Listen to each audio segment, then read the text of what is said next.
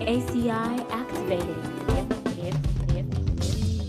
I know never wait lela.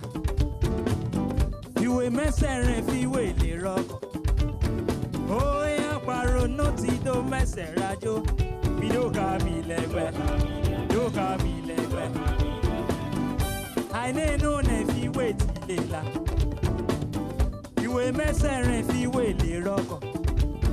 Oh, yeah, paro no tito meserajo. Oh, yeah, Kabiyesi, do Kabiyesi.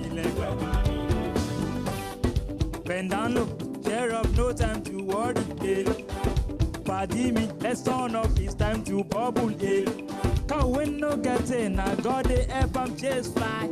If life show you pepper, use and make pepper soup. Remember, worry about when you let adire.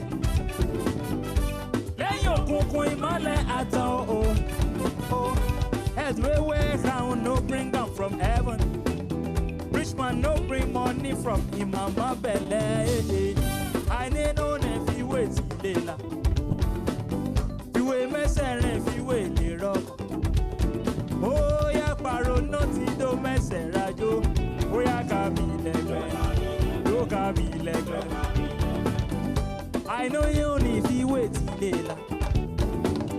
You a mess and if you wait the rock. Oh ya paro no ti do mess rajo. Oh ya Kabiyesi, do Kabiyesi.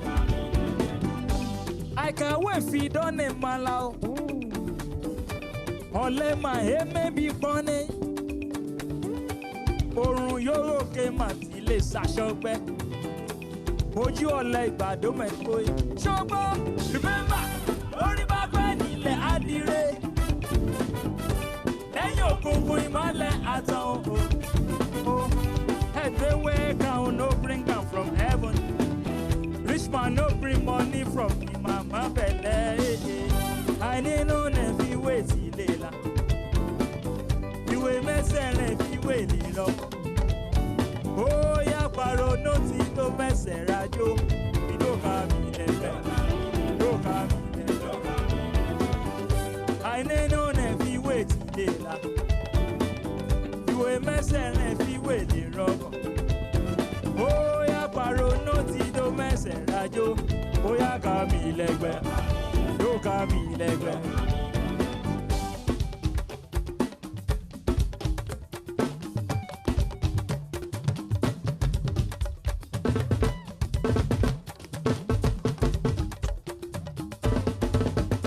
Thank you.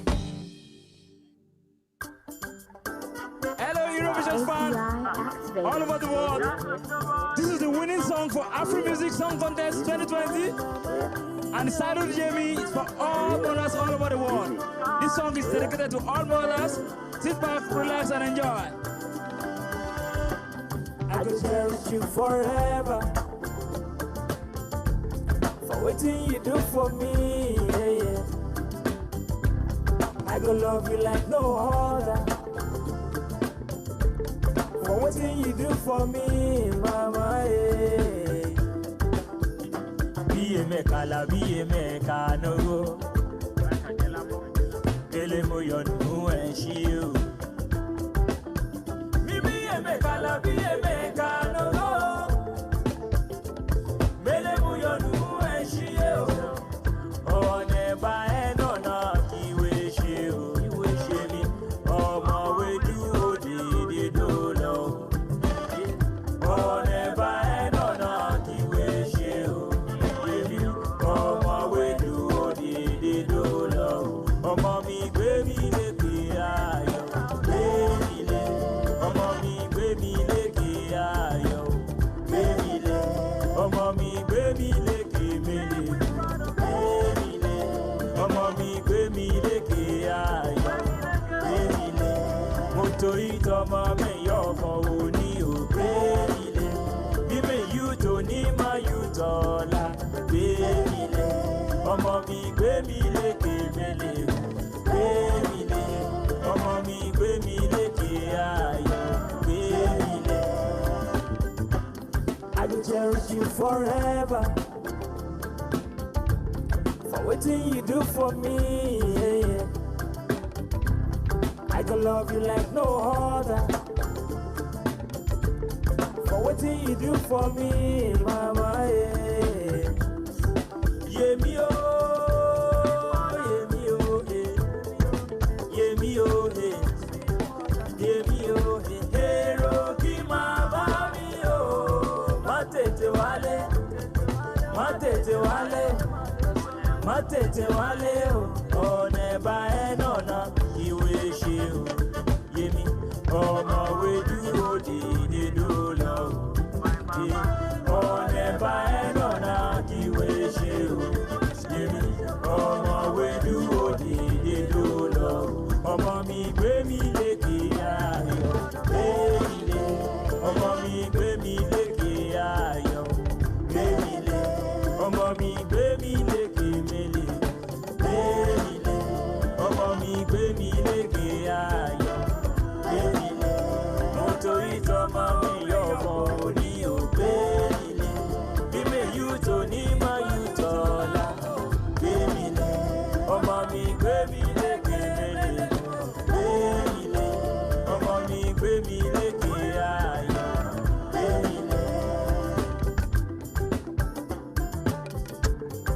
I'll make you proud of me. I'll make you proud of me.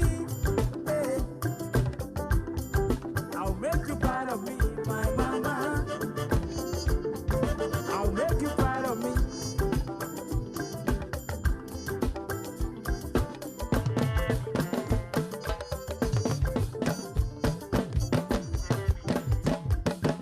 Thank you.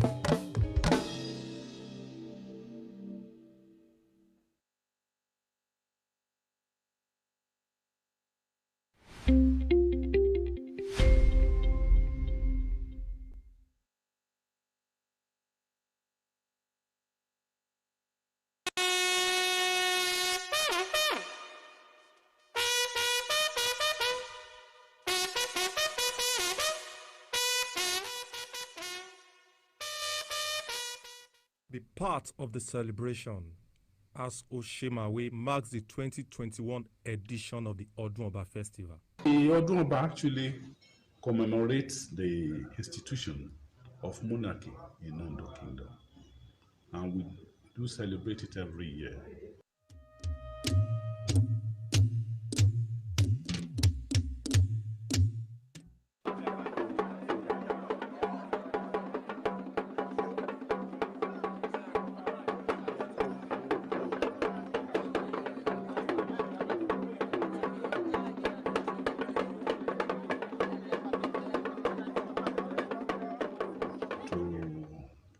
As a sort of remembrance of the commencement of monarchy in Ondo Kingdom.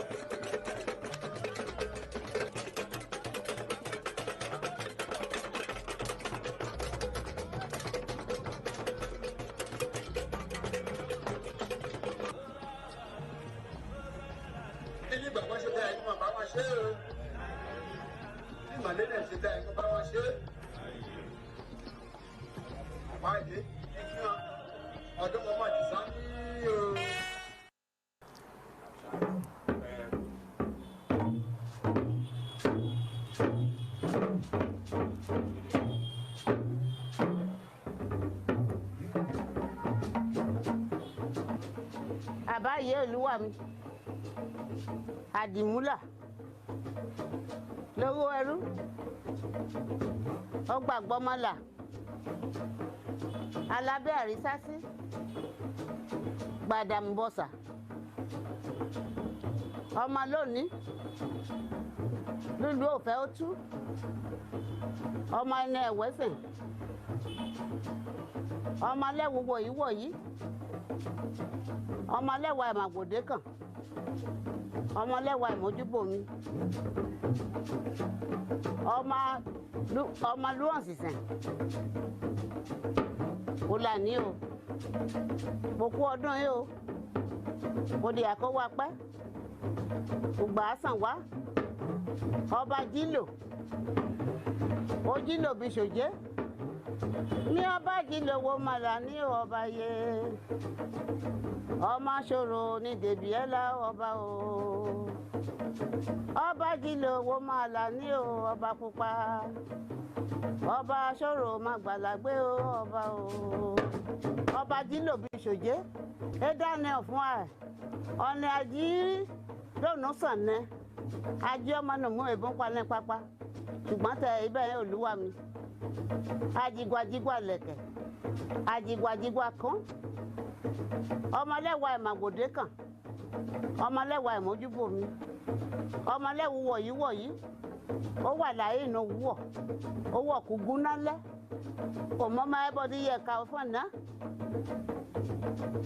wọ ẹsẹ̀ yìí Ondo di àìsàn níbi tẹ ọba ẹ wàṣọ ọdún ni wàṣọ ẹmú ẹ ògbà ọwà hàn ẹ àkó níṣòro ogún ẹkọǹdó àyẹrọ ogún àkólú ìbànújẹ́ àwọlú níbi tẹ ẹ yìí o ṣàn ká sàn máa yìí o níwà mi mo kí ẹ o mo kí ẹ mo ṣọba ọba yé wọ ní dídáná ẹ ọba yìí gba ẹsàn mi ò gba lélélélélé ikó ugba wo dáná ní àdá ìwọ̀n ugba lélélélélé ikó ọba jílò ugba wo dáná máa àdá ìwọ̀n mọ́tò kì í ọba mi ìlú ó mà ayọ̀ àtàdé.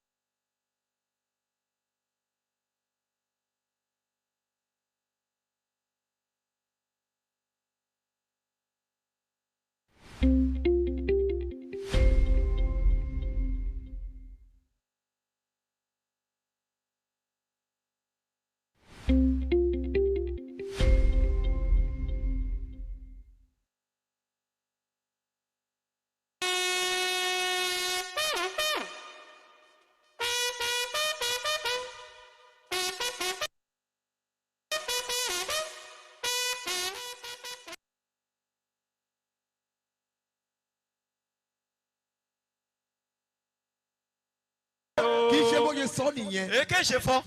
ó ní ọlọ́run ni onídùúró ó ní ṣùgbọ́n ọlọ́run tún wá ju onídùúró lọ. àìrọ́ àǹtí tọ́pẹ́ ṣìfọ̀ tí ayé bá fẹ́ la yálàpò àti aròfin ó ṣeé ṣe di ọ̀nà ìsálọ àfi go and bring your guarantor àti mọ guarantor wo mú wáyà mú nímọ̀ náà ẹ̀. on condition tó ẹ bá san owó nẹ̀ bẹ́ẹ̀ni òde bí guarantor ẹ̀ dò sán. ló lè sọ bẹ́ẹ̀ni ìyẹn ní fi ọyọ ní òkọrin yẹn ti rí fi ènìyàn dùn mọ́kàn tán ènìyàn dùn gbẹ́kẹ̀lé mo ti ibi guarantor ti pa fóònù yẹn ìjẹ́ ti bu yín dàrán òṣè yẹn ló ẹ má pè mí mọ́ ẹ má pè mí ẹ jọ̀ọ́ ọkàn mi gbọ́dọ̀ gbọ́ fí mú láṣẹ guarantor àwọn ènìyàn ẹ̀ṣẹ̀ ẹ̀ mọ̀ disappoint ọ ní ó wá fi ọlọ́run ṣe lùdúró òun èṣì fọ́ ó ní bó jẹ́ níyàn ló dúró ní á ti máa sọ̀rọ̀ àti ká ti tòkù tó. bàbá ń dùn bó jẹ́ níyàn ló dúró ní á ti sá lọ àti ká kọ̀wé bó bá jẹ́ níyàn ló dúró ní á ti máa sírè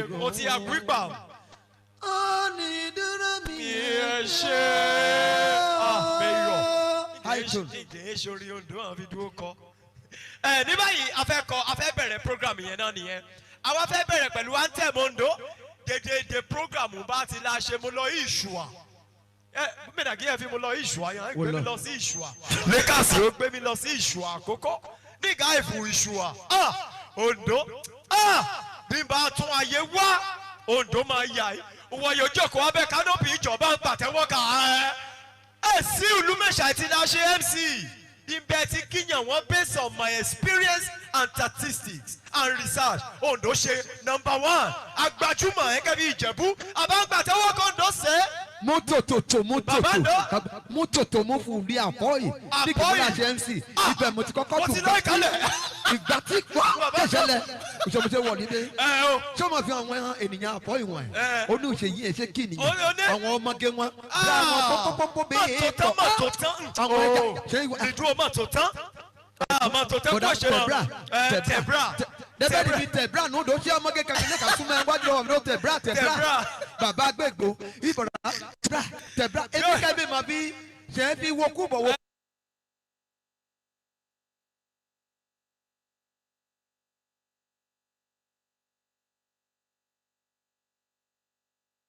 tẹ̀bra náà wọ́n máa gbé wọ́gbọ́ ní ìkálẹ̀ the secretary OEYC.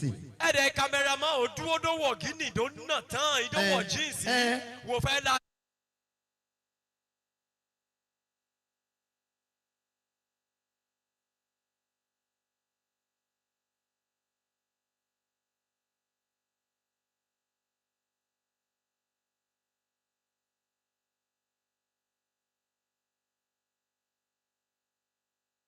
Ọlọ́run kábíyèsí rẹ̀ Olódùmarè. Ondo kẹ ojoojúmọ́. Mo wà kíyàn wọn bí àwọn kéde ìwọ̀n ìṣẹ̀lẹ̀ ló ń dùn mọ̀. Ojoojúmọ́ yẹn. Dúró kàpá màlúù 13 wíìdì àgbọ̀n wọn dà fọ yìí. Ìyẹn jẹun bẹ̀. Àbí ọ̀ ṣe. Ìyẹn lógo búkú yẹn lè ṣe. Mímọ tí ó ní o fẹ́ ṣe wedding ló so màlúù dẹ́dẹ́ ètùtò náà dúgbò bí yà. Àwọn ìfi àǹtí o fẹ́ pa màlúù kẹ. Ẹ ké ṣẹ́de màlúù yọ. Màlúù dà yé àbí àgbò. Àwọn fẹ́ fi ó kébè yìí. Wùrà Ondo ra ìyẹn ṣàgbàjúmọ̀ jù bàbá ń dòwì. Bíbó Ondo gbajúmọ̀ fún. Bẹ́ẹ̀ ni sà. Yẹ̀mọ́ bí ẹ̀ka ìwà lọ ibà tí mo la ṣe MC. Bẹ́ẹ̀ ni sà. Yẹ̀mọ́ bí ẹ̀ṣẹ̀ àkọ̀yọ̀yọ̀ ní ẹgbẹ́ ní mọ̀jọ́ kò sí. Ògùnyóyún. Ẹ wọ́n ká kọ̀yọ̀yọ̀ iná tó wọ̀ ẹ̀yìn jẹun. Wọ́n tì mí wá ká wọ́ndà ní wá ká surprise mi níbí. Ẹni jíjẹ ẹ̀ bẹ́ẹ̀ ti gbégbẹ̀ yìí. Mami àká gbé plate. Dótìgì máa fi máa mú bóyá síbí yìí mo fẹ́ mú jẹun díẹ̀. Màtíárì òfin pàánù ti à empty. O ti ó yéye mi. Ọ̀nà wọn tó wá àtúgbé pàánù àtún empty. 1,002 rọ́bà yẹn. Ajá ká complain fi. Èdè ṣọ́dá yìí. Méje ọmọ fi yé mọ bí ń kan gbẹ̀yìn méje.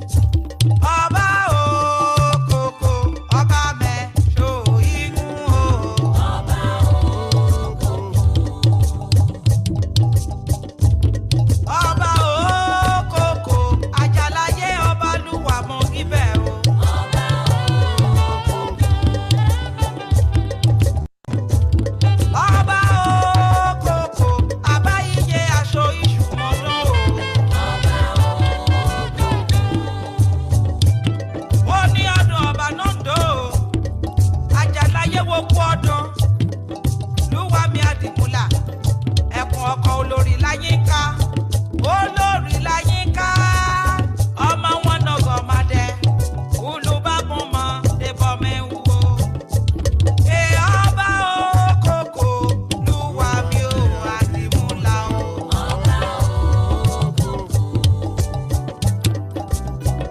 wọ́lá ni o ọba Adesimbo Kiladejo wo kú ọdún aṣọ ìṣẹ̀gùn ẹ̀ ajiwajiwa ìlẹ̀kẹ̀ ojiwajiwa kan ọba sọyí adéjẹ̀lẹ̀ náà gọ̀fẹ́ ìyè ọ̀kẹ́bẹ̀ lèrèlèrè náà yẹ o ọmọ ẹ̀dínlógún Kiladejo jí ló bọ yìnbó jí ló bójé ọmọ ọba òkúta ọba pupa ládépẹ́ náà iye ọlọ́pàá ìlẹ̀kẹ̀ o òṣọkọ Èkìtì ṣọkọ àkókò èsì àkókò àbòmọ̀sẹ̀ bẹ́sọ̀ba Osemawe ọkọ dídú ọkọ pupa kú ọpọlọpọlọ ògbàyé gbọmọlà èdè akọlùmípa bí ọ̀nẹ́nẹ́jọ́ ló bọ̀ ẹ̀wí àjàláyé kúkú aláṣẹ ògbàyé gbọmọlà ọba òkòkò kòkú ọdún òní òkè àjàláyé ẹ̀wù mọ̀ kan lẹ̀ o. Wọ́lá ní lúwa mi àdìmúlà o. Ẹ̀rọ bá fẹ́ ọba o, abáyíyé mọ̀ kú ọdún. Ẹ̀rọ bá fẹ́ o, ọba o. Arọ́ bá fẹ́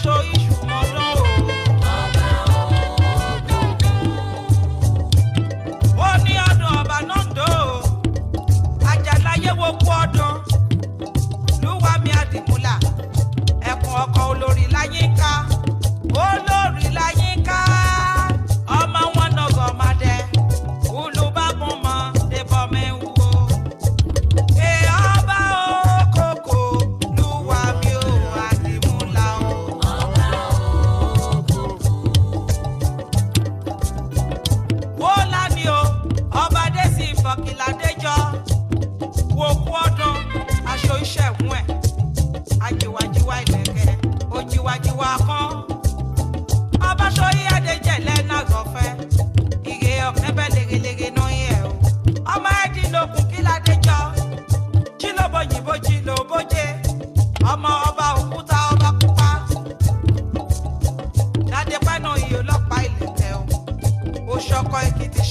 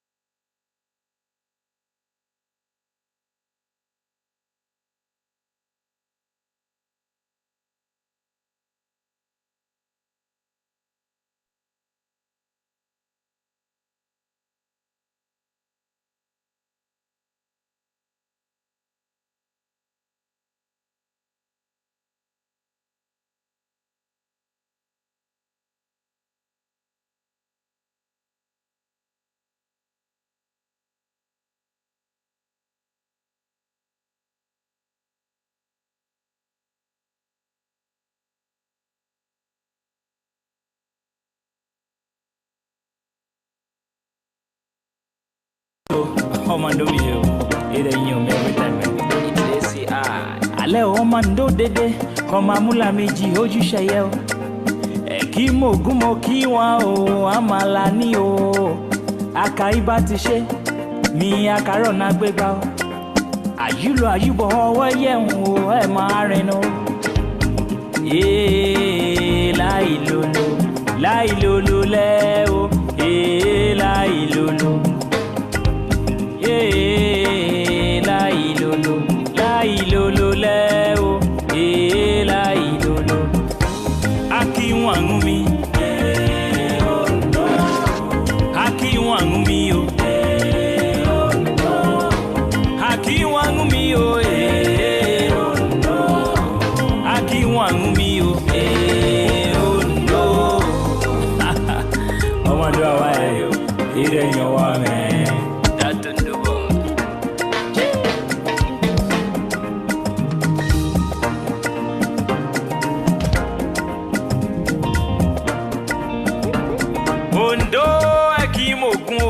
Mutailatu, Ondo ekimogun o, Mutailatu, Ondo ekimogun o, Mutailatu se, Ondo ekimogun o, Mutailatu, Akiwanu mi, Akiwanu mi o, Akiwanu mi o, Akiwanu mi o.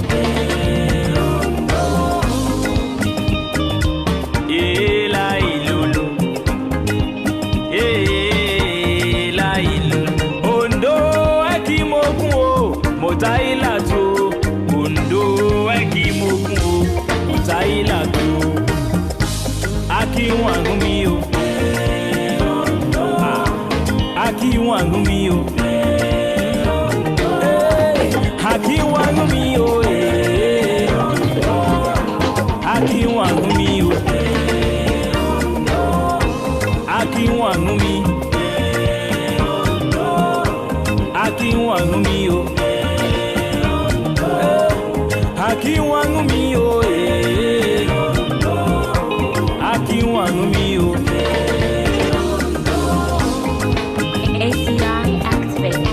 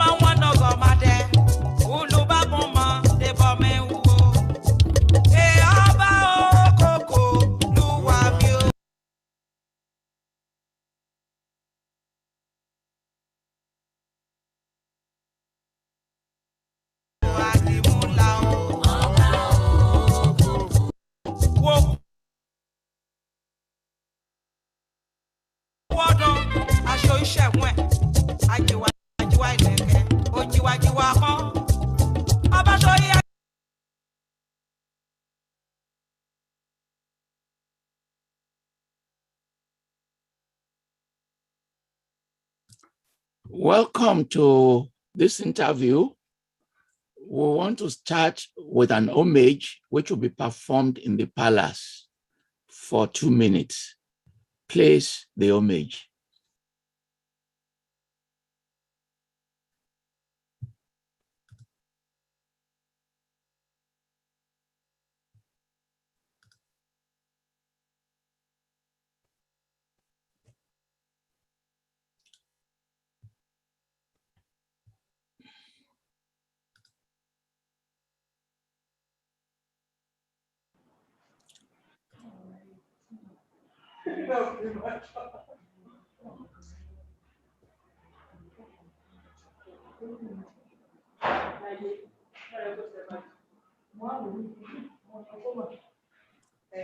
Tọpọlọ àbáyé àjàlẹ̀ apẹ́lódé o.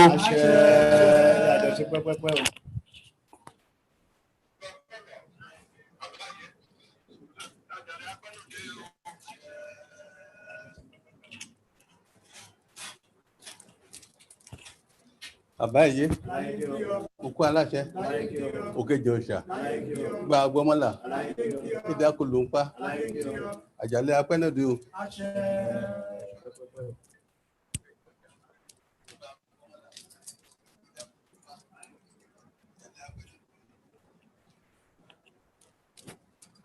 Àbáyé, òkú aláṣẹ, òkú agbọ́mọ́là, ìdí akọlùńpá, òjìwàjíwà lẹ̀kẹ̀, ó ṣọkọ Èkìtì, ó ṣọkọ Àkókó, ó tún mọ̀wọ́ léwu, ìtẹ́ òní gbóná máa wò, á yẹ kàlẹ́ yò.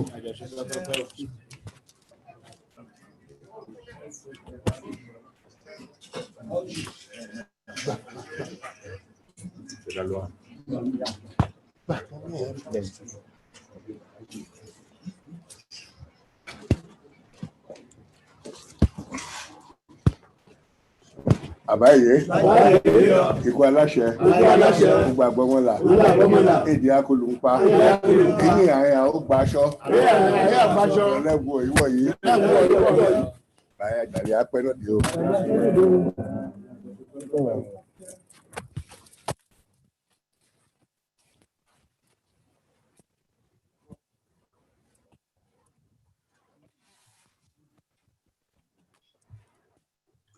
Thank you very much. Thank you. It's my pleasure to start the program as the moderator of this. We're on 7 platforms, and we have to thank our partners in Europe, the Alaroye television, which is live now to over 1 million people. People are watching on Facebook, and a minute ago, 9,000 people have joined in, and the number will grow very substantially in the next 5 minutes. We thank them. And we thank the Kabiyesi for accepting this invitation. What we do is, for the benefit of those who have not joined us before, we will introduce the professors who will ask him questions. And the first person to ask a question is Professor Omotayo Oloruntoba-Oju, who is a professor of dramatic literature with emphasis on African American, and Caribbean drama. She took her PhDs and degrees from the University of Ilorin and Ibadan in English, performing theater, and she has been lecturing for over 30 years. She's currently a professor at Adekunle Ajasi University, Akungba in Nigeria. Welcome, Professor Oloruntoba-Oju. Please field your questions.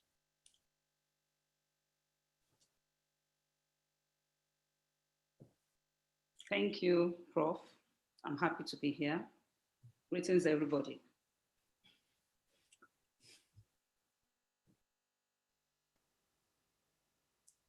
Go ahead, please.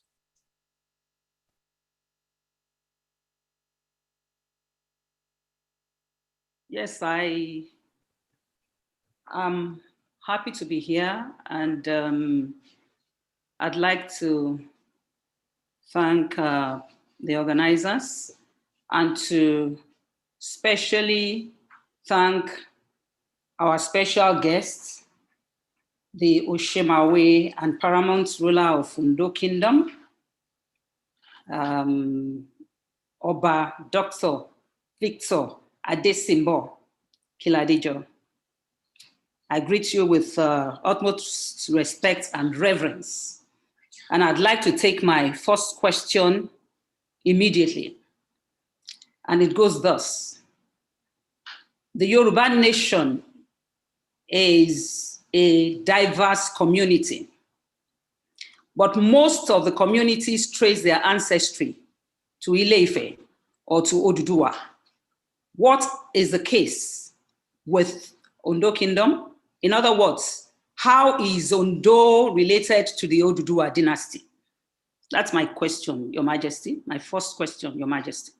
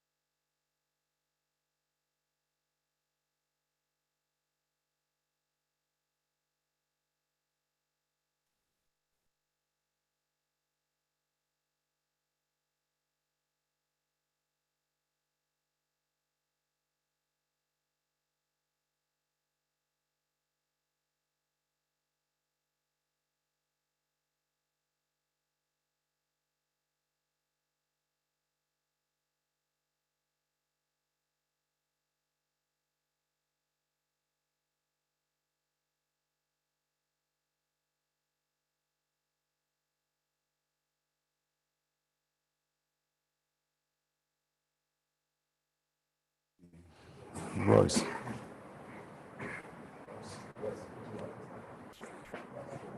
Can I start now? All right.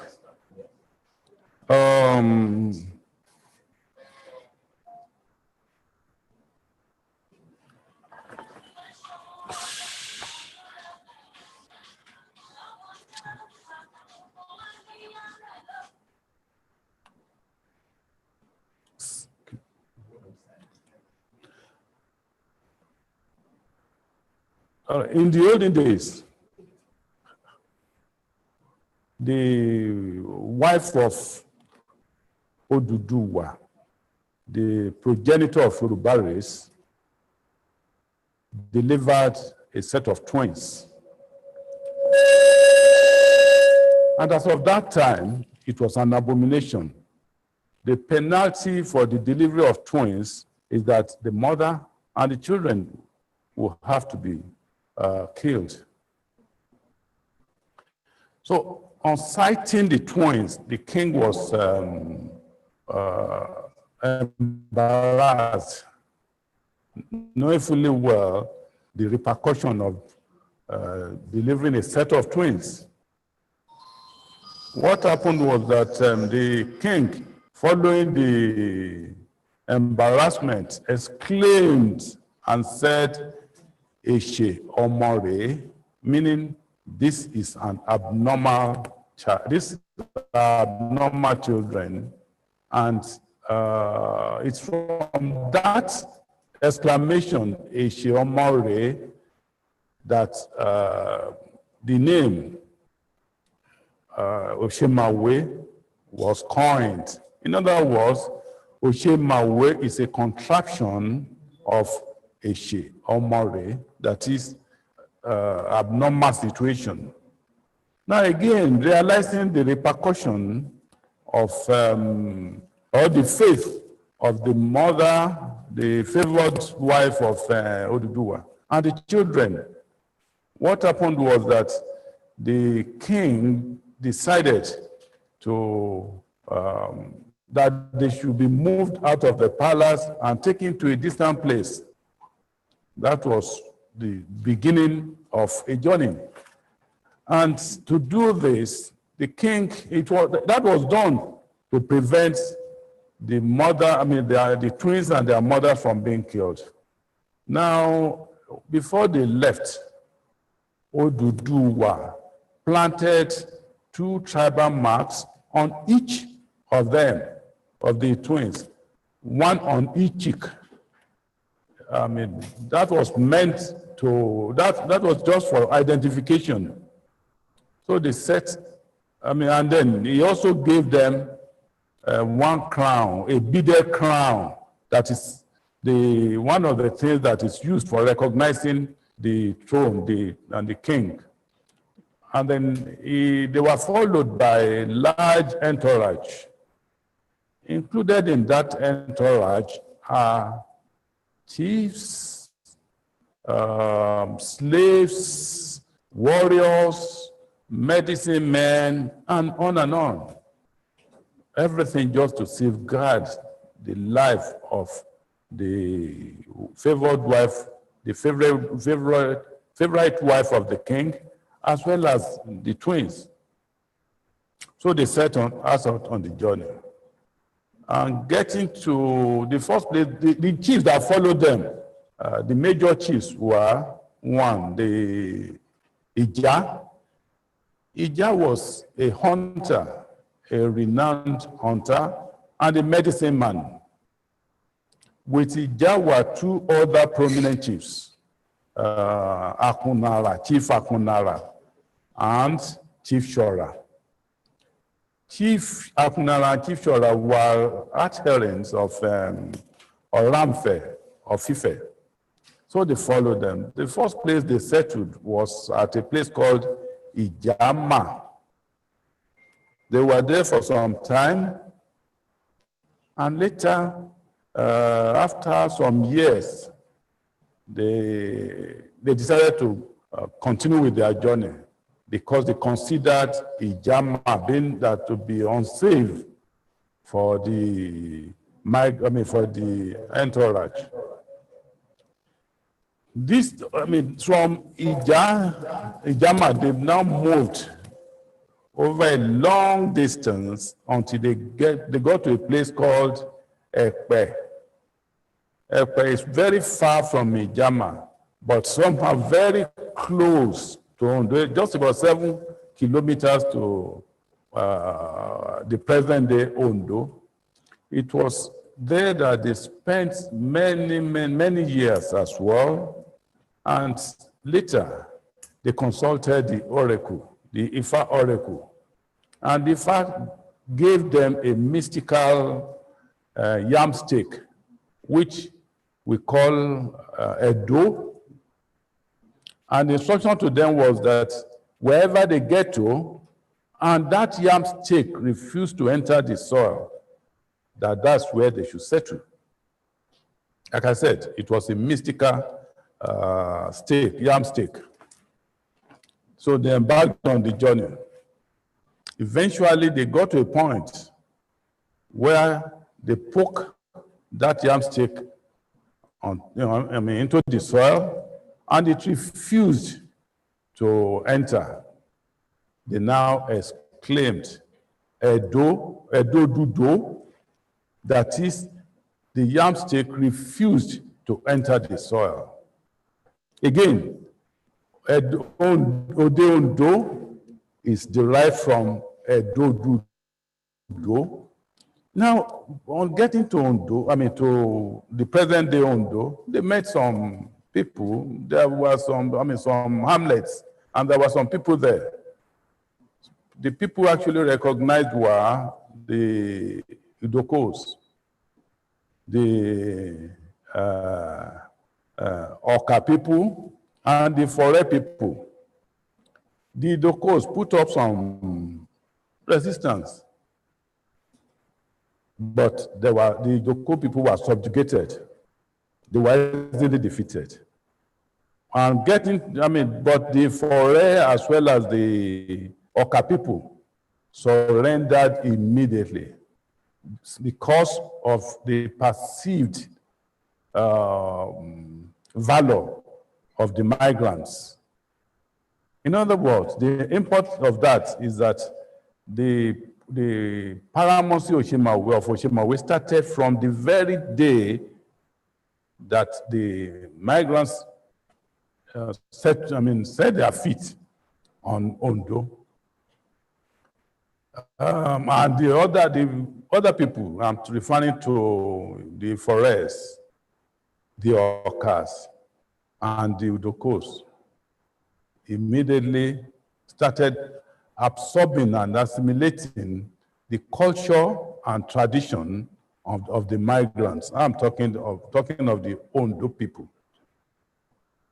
It was the female, the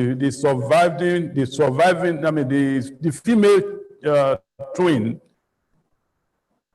survived the journey, the strenuous journey. And on getting to where they eventually settled, that is where the yam stick refused to enter the soil. After settling, that female twin eventually became the king. That again is very, very important, because Ondo Kingdom happens to be one of the very, very, very few traditional communities that started with a female monarch.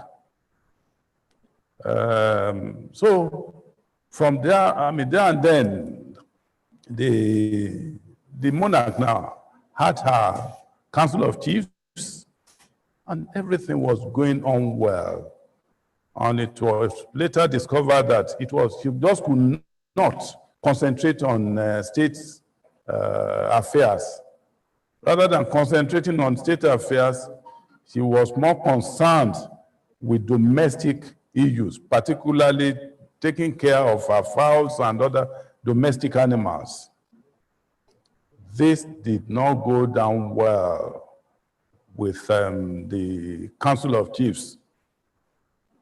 after a series of warning, he was eventually made to abdicate the throne. And she was replaced, but then was given a soft landing such that she handed over everything to her first son. The name of that her first son was Airo. In other words, the then King Pupupu transferred everything that had to do with royalty to Airo. As a matter of fact, the word Airo stands for replacement. The son completely replaced her. It's not the usual way in which a king passes on or transit and somebody takes over. But the whole power was transferred, the bead, the crown, and everything. Thereafter, the mother, being the traditional mother of the king, was made to settle in another place. And she was given the title of Lobun. Lobun in Ondo, Obun in Ondo stands for market. So she was made to be in charge of, in fact, to be in charge, to be the person that will be leading those that will perform ceremonies or sacrifice on any market to be established in Ondo Kingdom. The other role of Lobun, right from that time, was to be involved in the installation of any Osemawe that is to be enthroned. And what he does the symbolic way of removing the bead from her neck and hanging it on the neck of Osemawe and giving the royal hostel to the Osemawe. And then both of them, she prays for Osemawe and the Osemawe also prays for her. Now, those are the major roles. In other words, the Lobun are for, the roles of Lobun are one, the issue of markets, and the second one, the role she has to play with respect to the installation of any new Osemawe that is enthroned. Now, the importance of that also is a unique thing. One, the complete transfer of power from mother to son, and that transfer is like two becoming one, the man and the woman becoming one. And that's why when Osemawe is to be greeted, people will say Abaye. Abaye means father and mother. Father referring to, mother referring to Pupupu, the first monarch, and father referring to subsequent Osemawes. So the issue of that of Osemawe throne is completely different.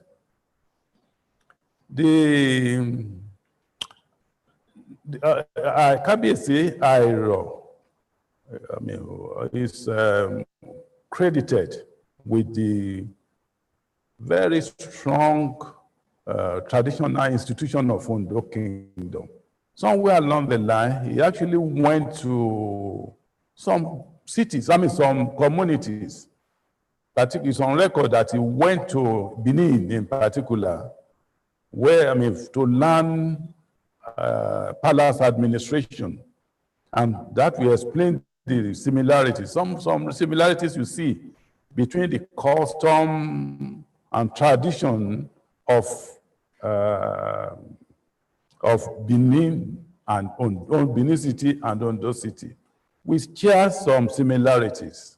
And another reason why we share such similarities has to do with the proximity. We are neighbors, and so we have cultural and traditional exchanges and all that.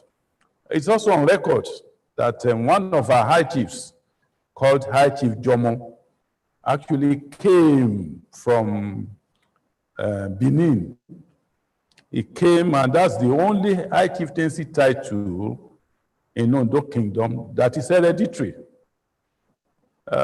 And the importance of that also is that we keep hearing, there's a version of history that claims that Ondo originated from Benin.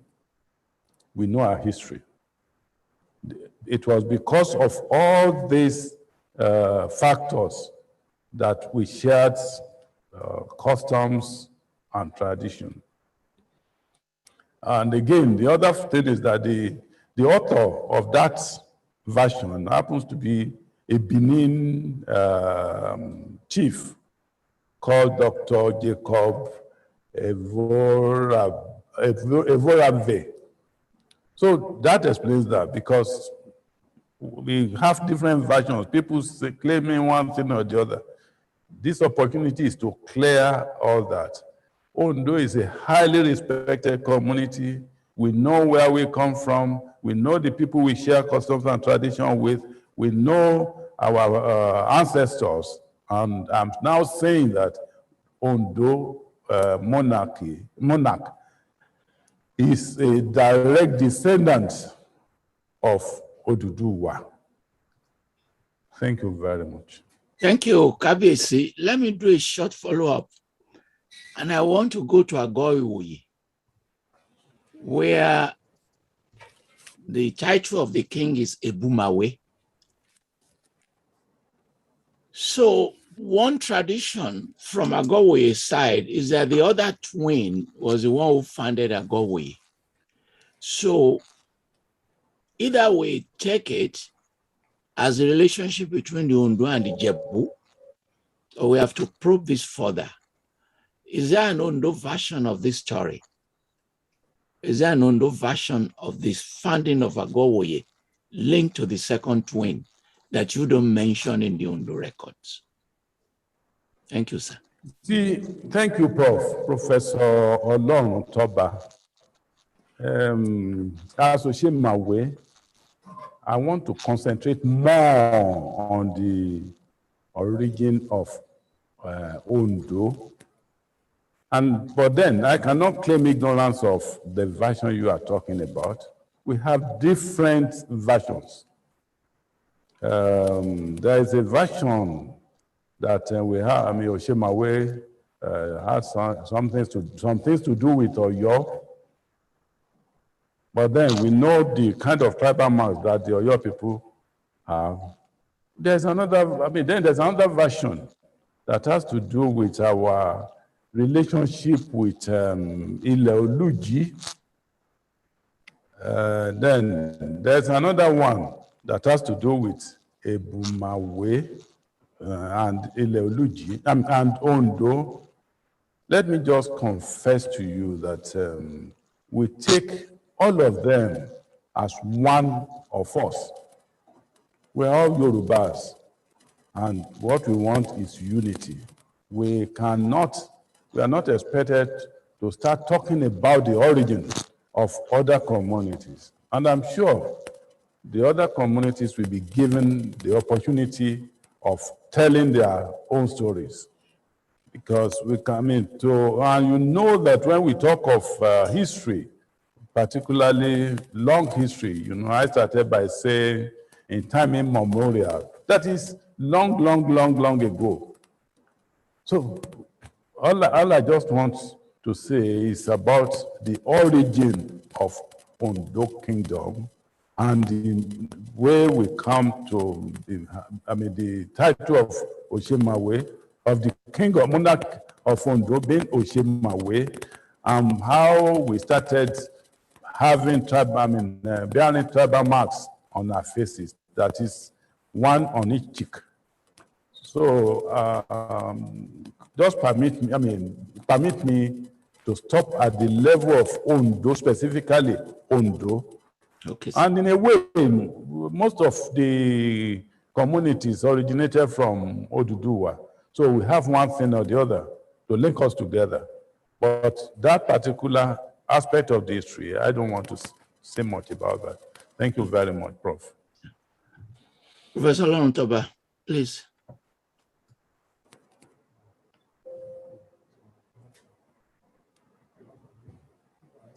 Unmute yourself. Thank you very much, Your Majesty, for the detailed, insightful, and very interesting accounts that you've given about Ondo Kingdom's ancestry. It was also very well articulated. Thank you very much, Your Majesty. My next question is this. It is known that the Osemawe monarch has had more than 500 years of recorded history. What has been the structure of governance of the Ondo people in all these years, especially in the earliest times? Thank you, Your Majesty. Thank you very much. Like I said, Ondo started long ago. The 500 years we are talking about has to do with the documented history of monarchy in Ondo Kingdom. And let me also say this, that during the 500 years of existence, Ondo Kingdom has experienced 2 centuries of slave trade, another century of colonial rule by the British. We have also experienced 3 decades of military rule. By now, we are experiencing the 4th experiment with with civilian rule. During this period as well, war actually came to us through Ore. And then we have passed through 3 different political states, namely Western region, the old Ondo state before the creation of Ekiti state, and then the new Ondo state. Let me also use this opportunity to say that despite all these challenges, variety of governance and all that, something has united us, and that is the kind of governance we have in Ondo State. I'm talking of the traditional governance. That traditional governance is, at the apex of it all, we have the Osemawe, and then the Osemawe, during the pre-colonial period, the king had autonomous authority. He was all in all. He decides on anything. The king was not even believed to make any mistakes at all. That was during the pre-colonial period. Whatever the king wants, he gets. All the land belongs to Osemawe.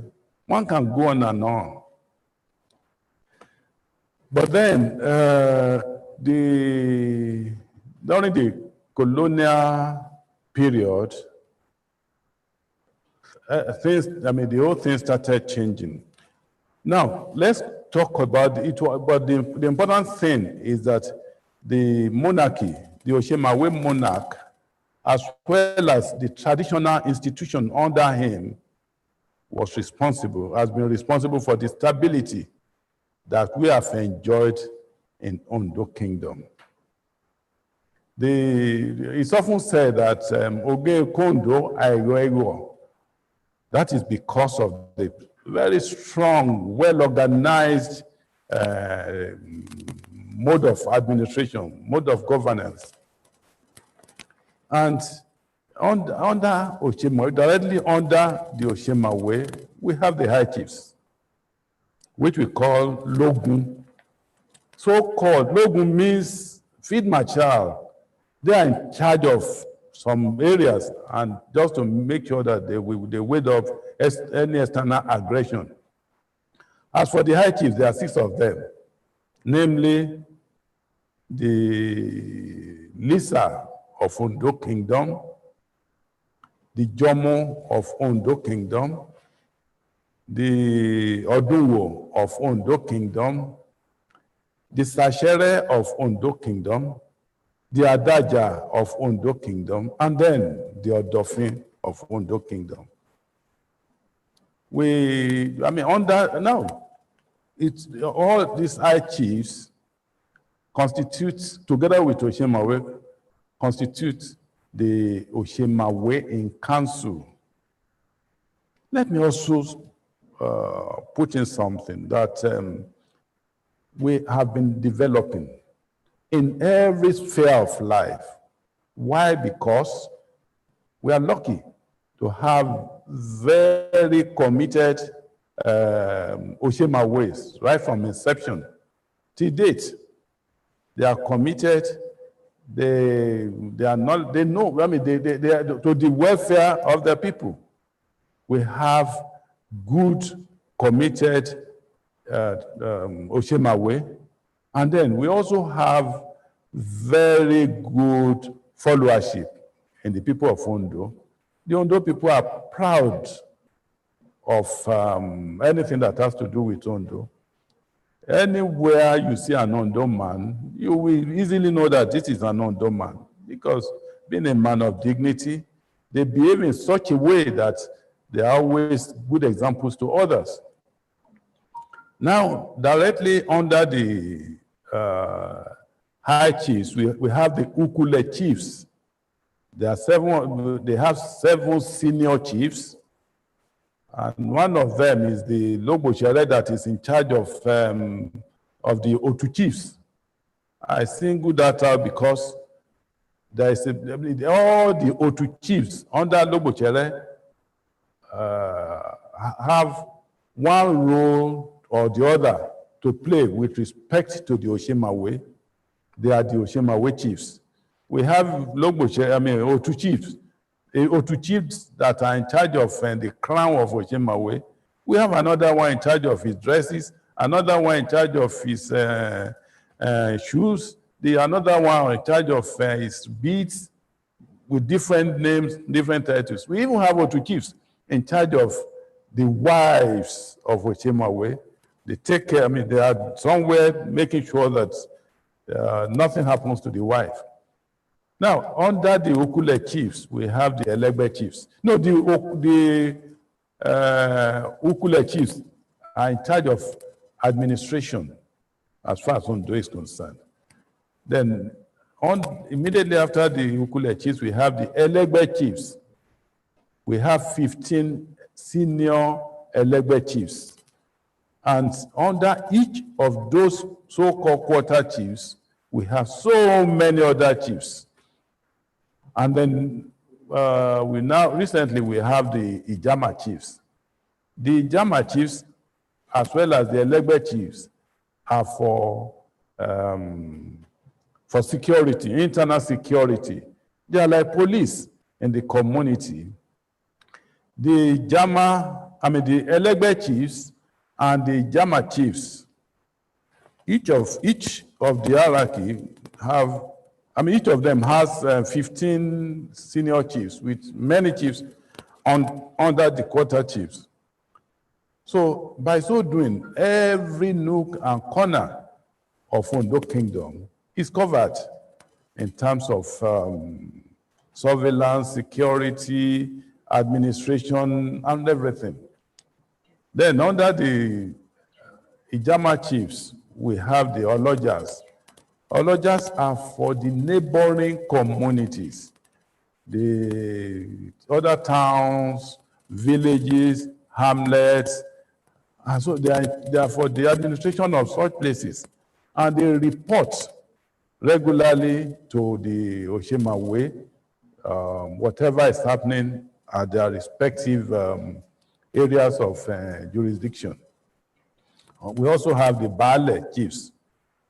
What I'm trying to say is that we have a system that is foolproof, a system that takes care of virtually everything. And that's why we have been enjoying relative peace in Ondo Kingdom. The Osemawe Council, I'm now talking of the Kabiyesi, the Osemawe himself, and the high chiefs hold meetings at least once every week. But the Osemawe and all the other chiefs, we hold meetings every nine days. And that offers us the opportunity of whatever is going on in the different areas, irrespective of how far the location is. Again, the territory of Ondo is very, very expansive. It extends from Owena, that's our boundary with Akure, to Ofoshu, that's our boundary with Benin, and then to our boundary with Ijebu, through, we share boundary with Ijebu as well. And so it's a large place, and so it was the way the whole thing is arranged, the administrative system, administrative governance is arranged, that makes proper administration possible. Thank you. Thank you, sir. I want to ask you a question about Adesimbo College of Education. They gave you a university and then they took it back. Kabiyesi, I just want to check that you can hear me. You cannot hear me? Yes, I can hear you now. Yes, sir. They gave you, I want to talk about Adesimbo College of Education. They gave you a university under Jonathan and then they took it back. Kabiyesi, the last time I was in your palace was with some senators, including the senator in charge of higher education. And I was there when he made that commitment that they already read the bill, Adesimbo College will become a university. Is there an update on this, please? Do you have an update on this? Thank you very much, Professor Falola. I just have to thank you for giving me an opportunity to talk about this subject. It's something that is very, very dear to us in Ondo Kingdom. Adesimbo College of Education was established in 1964. And we are talking of about 60 years. And this is an institution where we have many professors, doctors, and the physical structures. The physical structures are even better than those of most other universities. And they have been training, they have been turning out graduates, university graduates under the supervision of Obafemi Awolowo University for over 40 years. It's really surprising that it has not been upgraded to university status. Now, coming to the specific example you gave that it was proclaimed, it was said to have been upgraded to a university status.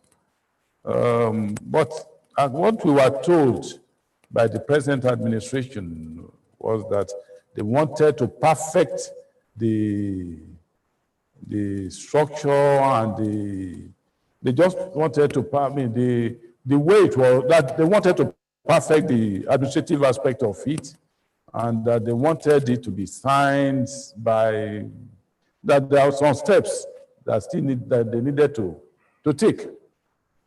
But up to the present time, we are still waiting for them to do that.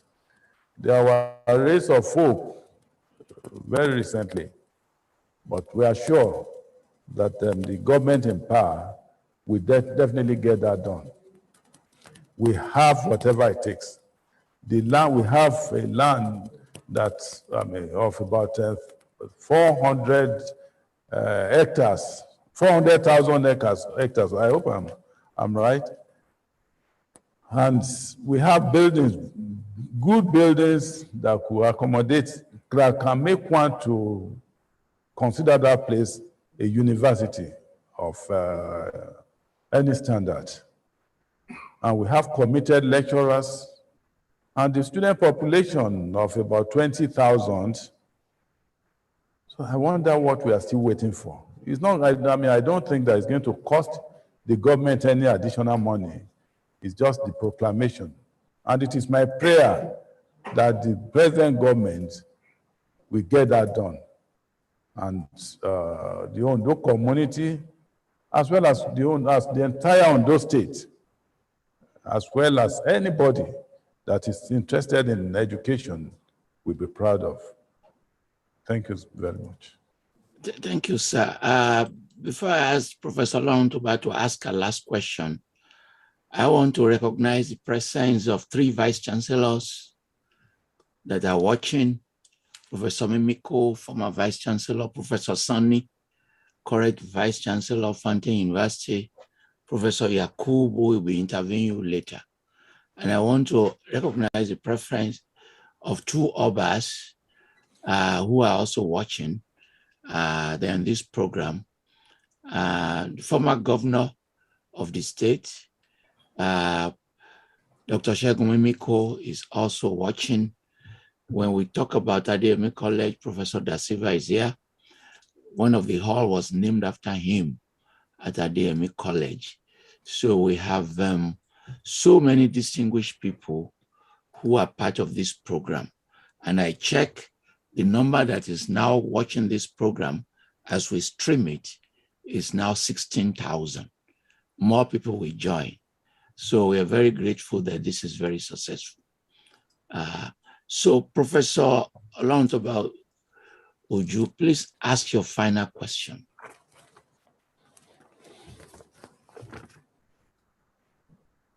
Unmute yourself. Please unmute him, unmute her. Unmuted. Thank you very much, our most distinguished Kabiyesi.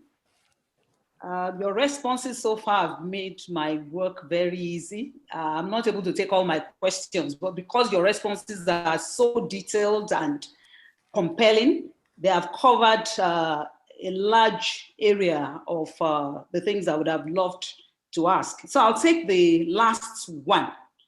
And that is that a few years ago, Your Excellency, Your Imperial Majesty, the Ondo City Proclamation was made. Would Your Royal Majesty want to let our listeners into what this was all about? And maybe also tie that with how it has advanced the Ondo Kingdom as a whole. Thank you, Your Majesty.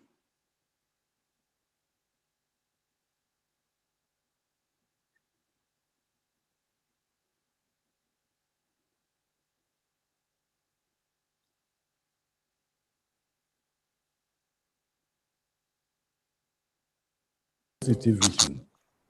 The proclamation started with the idea of Ondo City vision. During the celebration of 500th anniversary of monarchy in Ondo Kingdom, to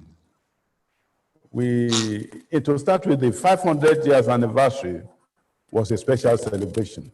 Special in the sense that there is the likelihood, I mean, to the best of our knowledge, we checked records, we checked everywhere.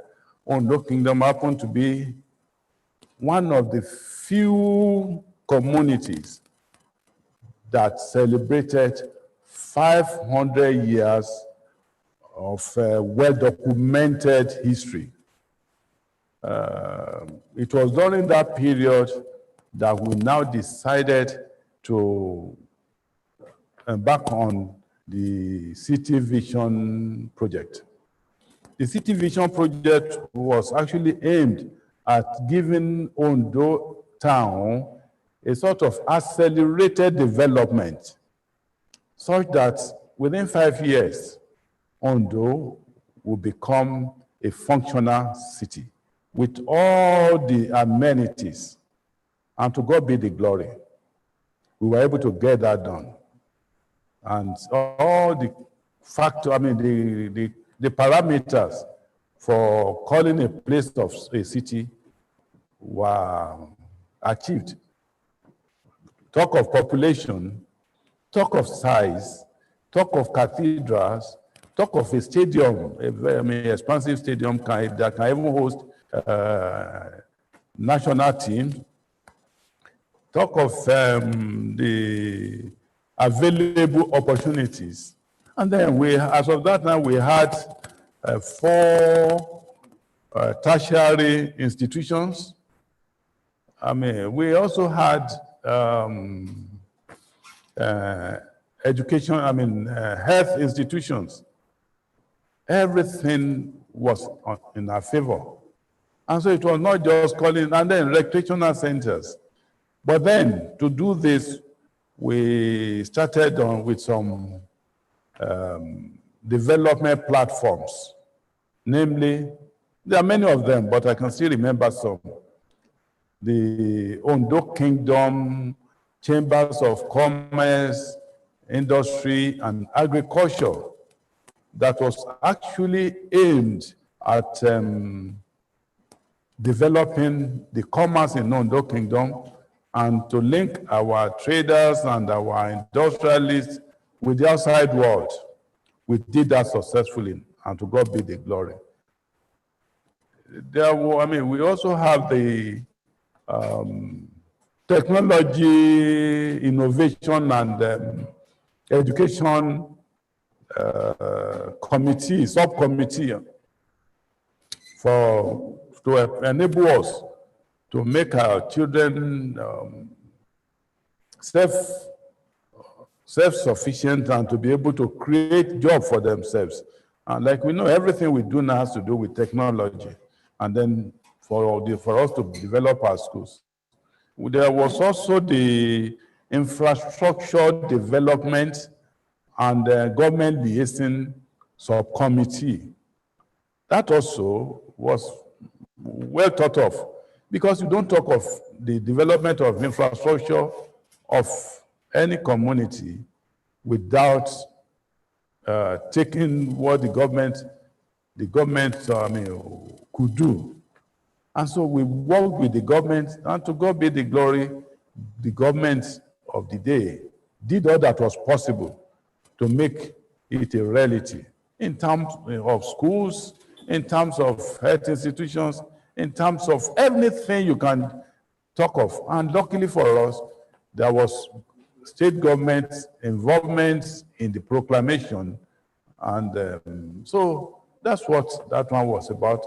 But and then we also have the Cultural Renaissance unit to take care of our customs and tradition and our highly respected traditional institution system, to put them on record. And we continue developing on these platforms.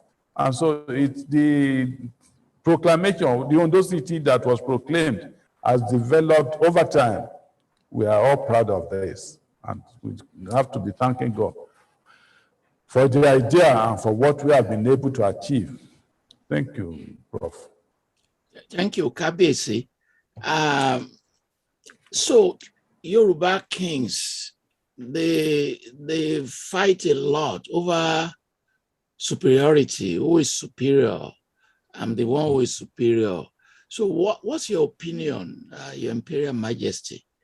And how do we locate the Osemawe in this ranking?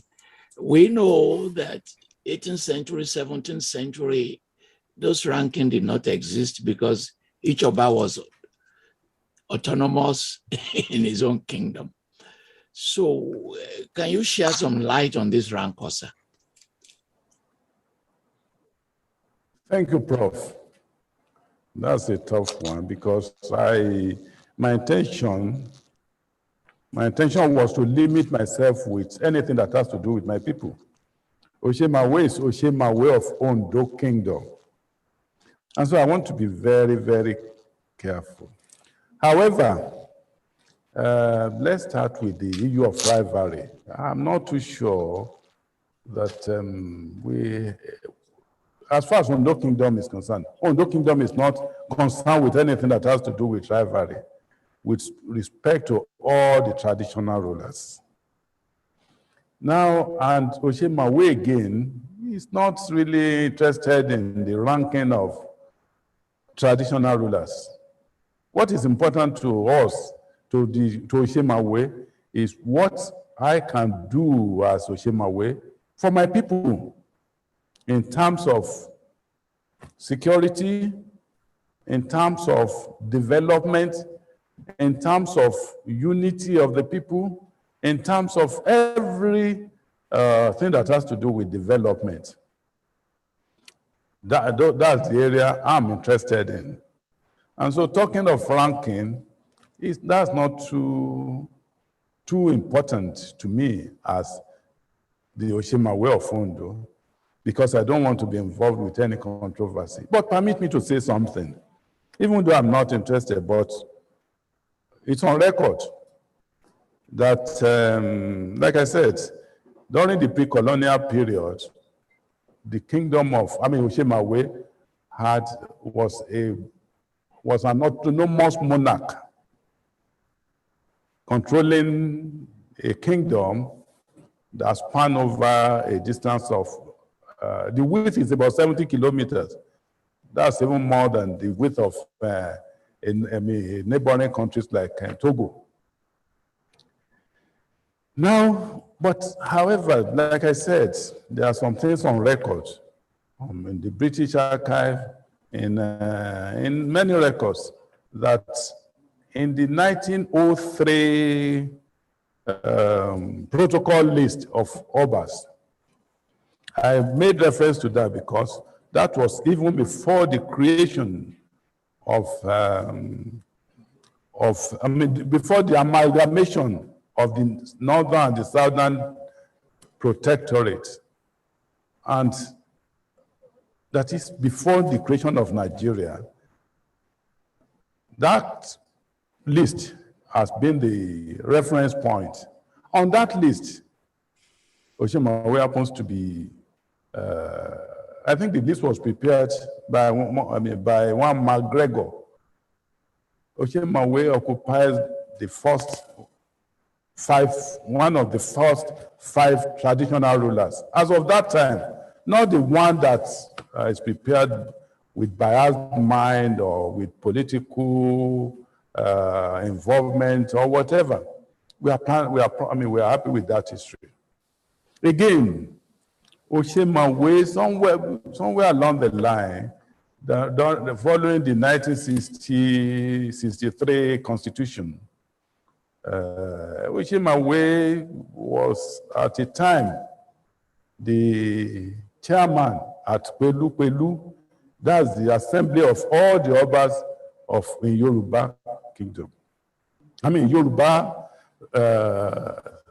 states or Yoruba region.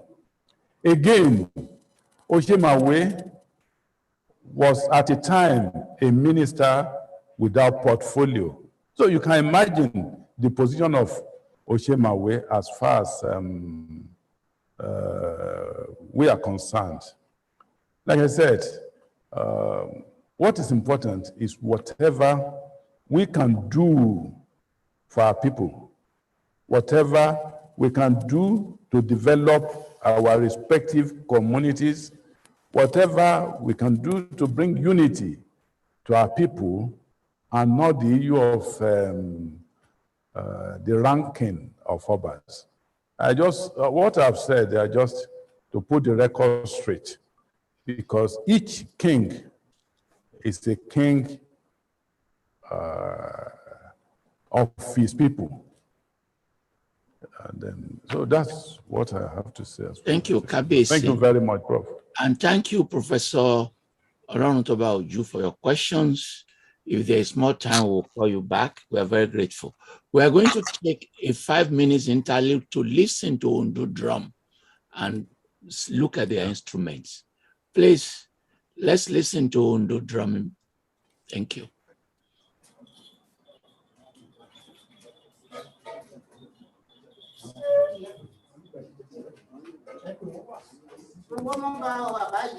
Yes. Bye.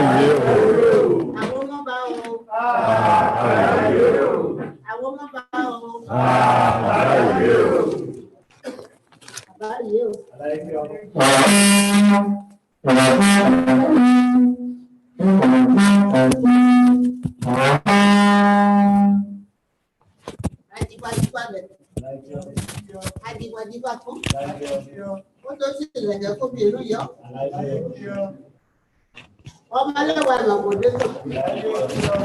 Ọmọlẹ́wà ìmọ̀júbò mi. Ọmọlẹ́wà òyìnbó yìí. Ó wà láyé ló wọ̀. Ó wọ̀ kúkú lálẹ́. Mo kí olúwa mi. Nípa àpò ọmọlà. Ó jẹ́ àpòlù ń pa. Gbádà mú bọ̀sà. Gbádà pẹ̀lú bí iye yìí. Bàjẹ́pẹ́ o. Àkówá pẹ́ o. Ìgbà sàn wá o. Bílò bòjé. Wọ́n máa dín lókun. Ẹ̀ṣẹ̀ asánkélé. Òkè o. Ìgbà ẹ̀sán dó. Láńtò ọ̀kásán wáyé. Bàbá yìí olúwa mi. O ṣeun.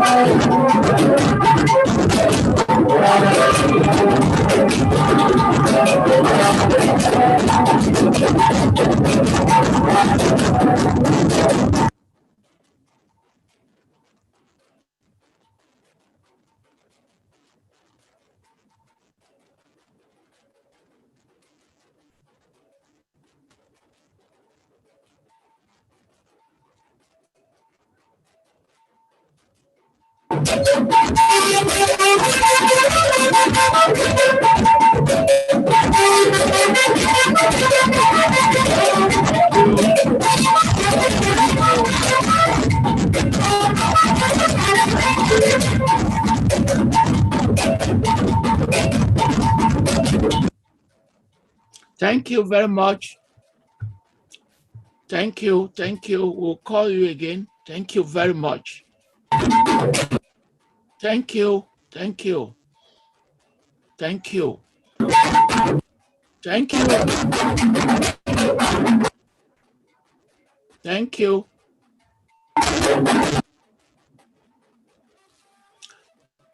Thank you. Mama, thank you very much. So, thank you, Ma. Thank you, Mama.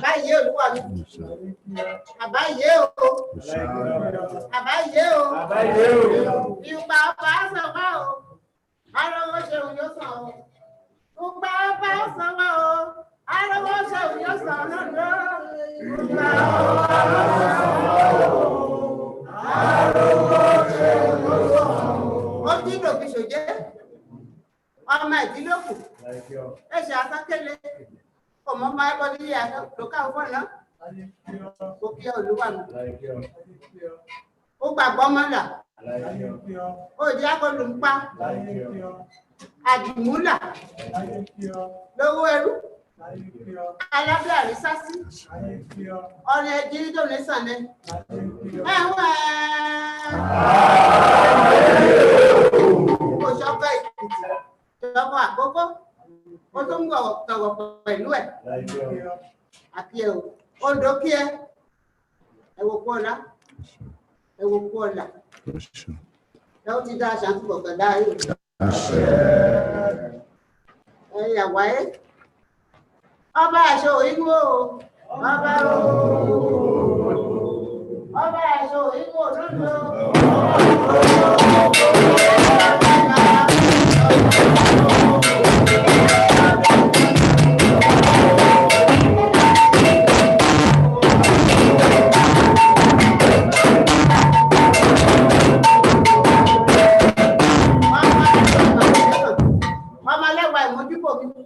Ọmọlẹ́wù wọ̀yí ọmọlẹ́wù òkú ọmọlẹ́wù dẹ ìṣe o òkú kó wájẹ adẹ́ṣe o adẹ́ṣe o adẹ́ṣe o lórí àdóńdó ṣe ní ìdẹ ìṣe olúwa mi.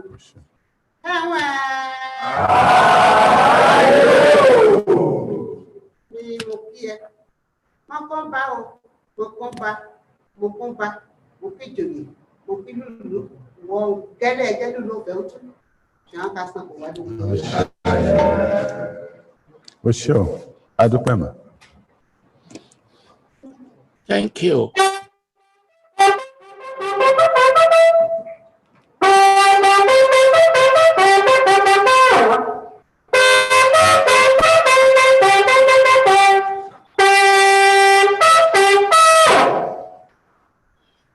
Thank you very much. That was a very beautiful performance. We thank Mama for that poem. I now want to call on Dr. Adesimbo Kiladejo, who has been living in Ondo forever. He attended the universities of Benin, Ife, and Ibadan for his degrees, bachelor's and master's and PhD.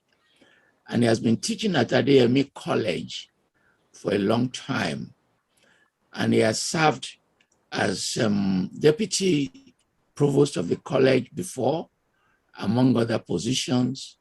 He's traveled widely, is very much published.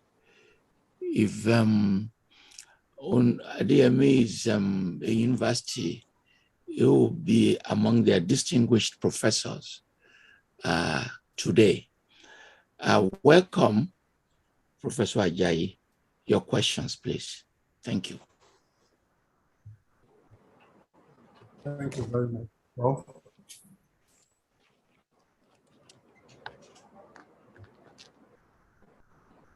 Thank you very much, Prof. Thank you very much, Prof. We can hear you. Go ahead. I want to thank you for bringing me on this show, sir.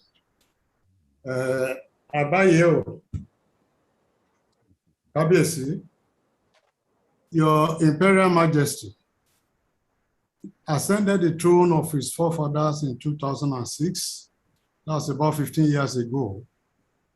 How are you prepared for this enormous responsibility? And what has been your experience since?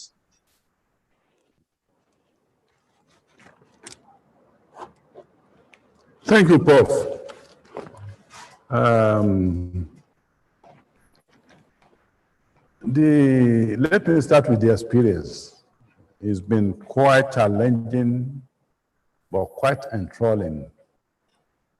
Challenging in the sense that each day comes with its own characteristic challenges and all that. And to God be the glory, with the support of my committed chiefs, I've been able to surmount all the challenges. And for me, challenges create an avenue for genuine development. So I thank God, because when you have challenges and you're able to surmount all the challenges, then you have cause to thank God, because at any point in time, you are definitely gain something from that. Now, the other part of the question has to do with my preparation for the throne. The issue of preparation, I think God prepares. It's not easy for one to start preparing for how to behave when you ascend the throne, because we always pray for the long life of any king that is on the throne. And the situation in which we have different ruling houses, you don't even know when it's going to be your turn, the turn of your ruling house. And within a particular ruling house, you have a lot of contestants. So it's difficult. So the issue of preparation. But then God has a way of preparing people for wherever He wants to take them to. For me in particular,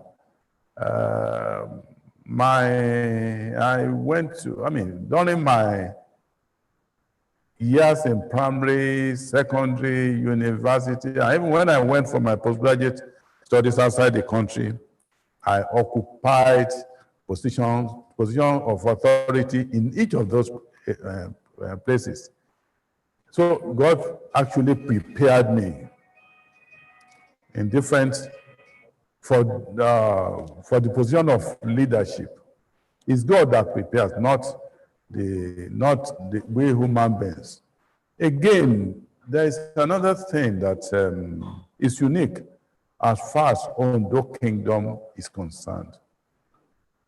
The common thing is for the king to ascend the throne as soon as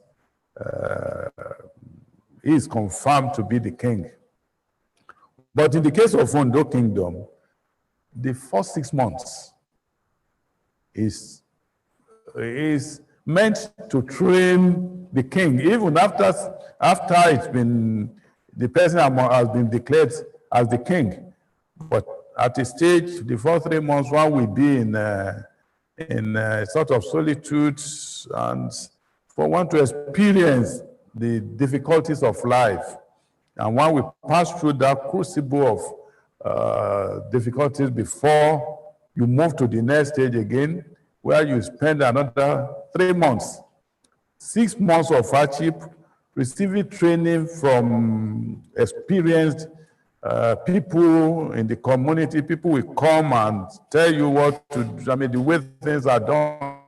And moreover, immediately I ascended the throne, immediately I was proclaimed to be the king. I set up different committees, particularly amongst the chiefs. There was a particular one I called the chieftaincy, I can't remember. But then I picked chiefs from different hierarchies, and they met for a period of about 6 months, that committee, to come up with what they expect.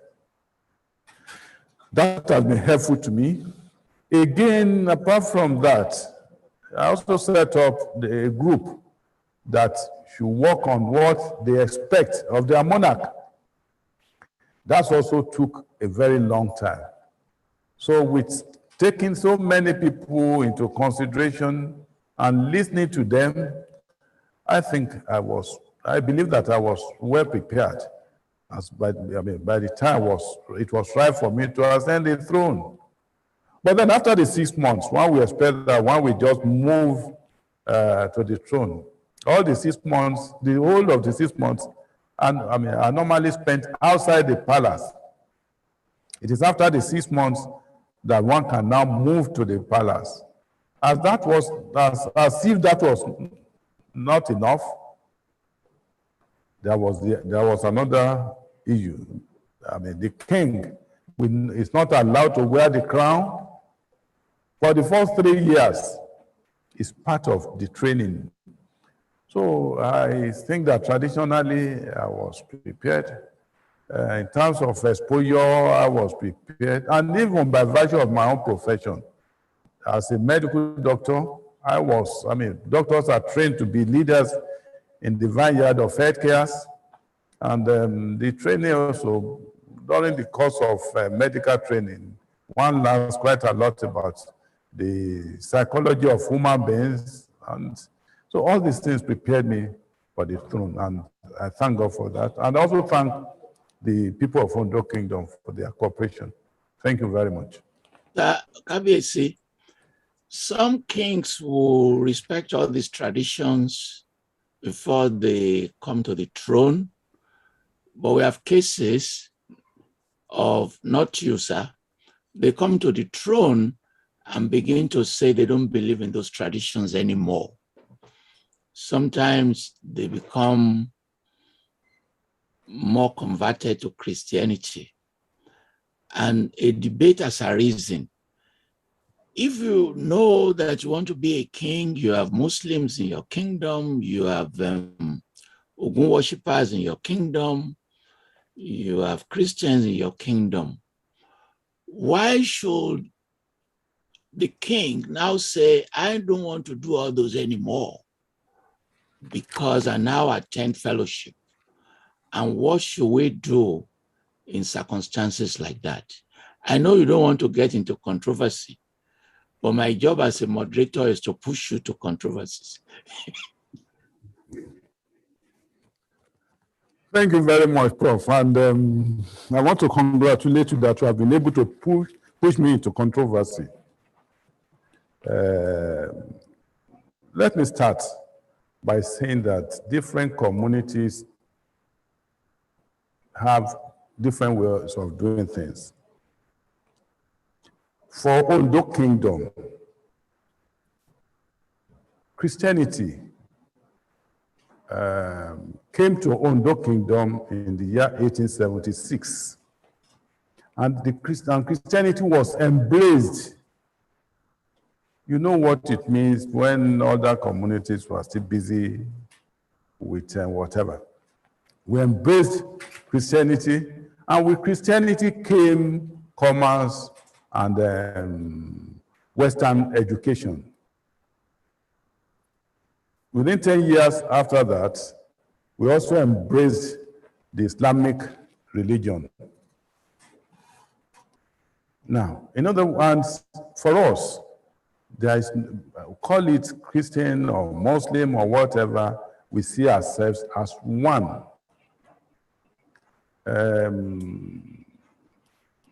During the celebration of Odun Oba ceremony, for instance, there's an aspect of Odun Oba which is called Idijo. During the Idijo ceremony, it's always the duty of High Chief Jomo to make the proclamation as to the day that the Odun Oba will come up. And in doing that, there's a way he says it, and I'll tell you why that is important. He will say, that is, whenever Christians are celebrating, Osemawe participates.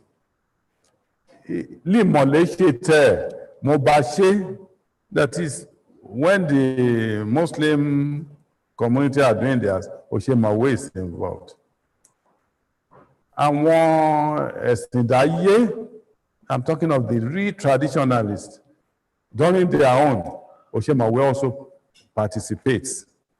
He will then say that now Osemawe is to celebrate his own.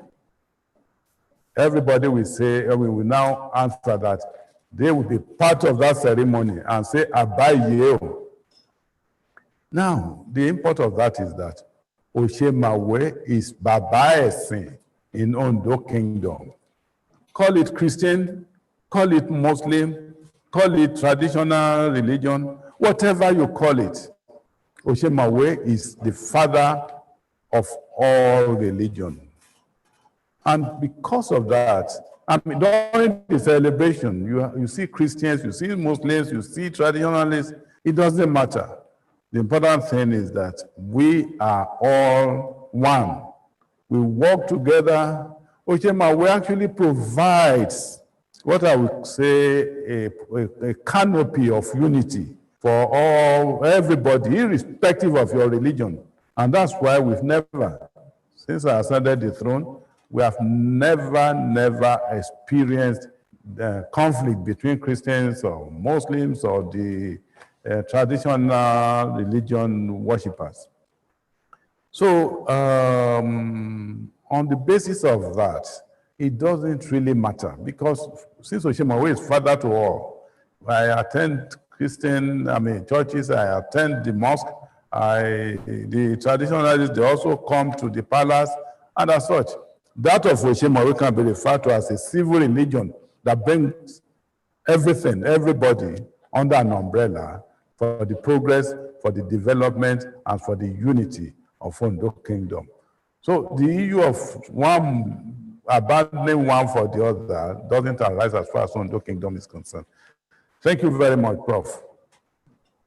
Professor Ajayi. Yes, sir. Thank you, sir. Kabiyesi, the political arrangement in Ondo is peculiar because of its gender sensibility to balance onward. The first Osemawe was actually a female, like we have established. Would Kabiyesi wish to enlighten our listeners on the nature of the relationship between the female title holders under the Lobun and the palace? Thank you very much. I think I've actually explained that before. Let me go over it. Lobun, by tradition, is the mother of the Osemawe. And the roles and responsibility of Lobun is limited to, one, the establishment of new markets, where possibly sacrifices are offered. Also, Lobun is in charge of the Lobun chiefs, that is, those that are installed under Lobun. They are Lobun chiefs, and they also have their own hierarchy of chiefs, Lisa Lobun, Jomu Lobun, Orogun Lobun, and all that.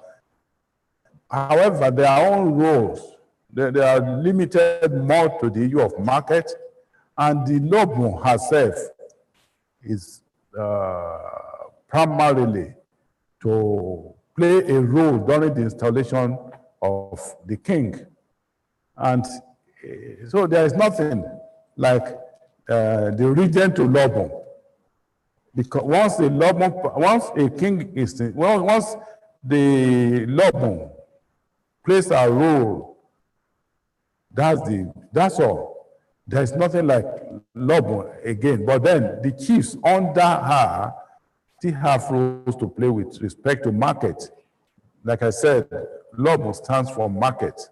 So there is that gender sensitivity or balancing, and that those female chiefs are often given recognition whenever we have anything to do. Is the recognition we really give them. And they do attend Uga with the male chiefs. But I will keep, for the sake of emphasis, there's nothing like Lobun. Immediately, she concludes her work to install a king. And as a matter of fact, no Kabiyesi is expected to know to Lobun. Once the Lobun installs a Kabiyesi, that's all. I hope I've been able to answer your question. Yes, it's talking of the very clear, sir. It's very clear. So balancing sir, of gender balancing, the roles of Lobun, and the relationship between Lobun and the king. As a matter of fact, once a king is once Lobun performs a role with respect to the installation of Kabiyesi, the true thing, the true situation by tradition is that Lobun should never set her eyes on the Kabiyesi again. And that explains why it is often said that no Kabiyesi in Ondo is expected to know two Lobuns. For me, the Lobun that installed me passed on about a week after my installation, and I buried her the way a son should bury his biological mother. I mean, everything provided by the throne. That is tradition for you. Thank you very much. Thank you, Kabiyesi. When we were reviewing your palace and all the objects there, I made a suggestion that we should do a separate video on those objects and explain it to the people. Professor Femi Miko and I will discuss that further, and I will discuss it with you some other time. But the question I want to ask is, can you not create a museum, an Ondo museum?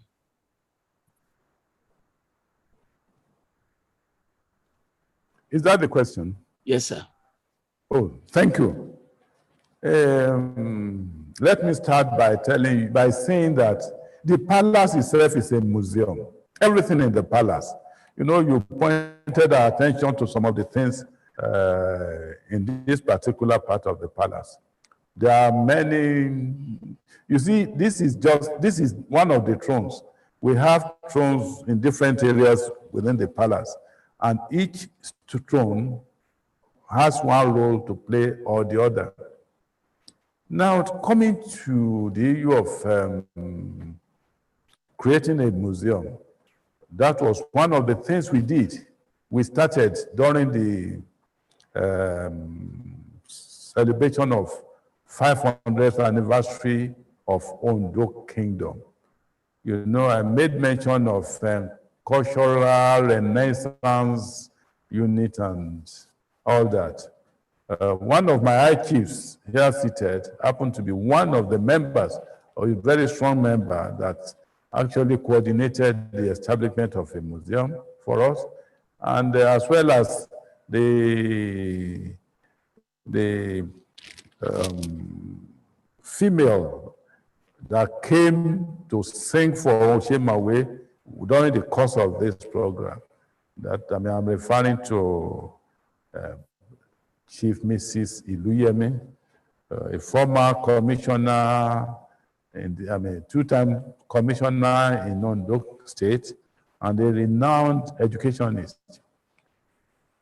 Let me even say something. One thing, there's something that is interesting as far as the tradition of Ondo Kingdom is concerned. That's also to answer the question asked by somebody as to the way things are done. All the high chiefs in Ondo Kingdom are accomplished men in different areas. We have renowned accountants, administrators, bankers, and all that, and engineers among them.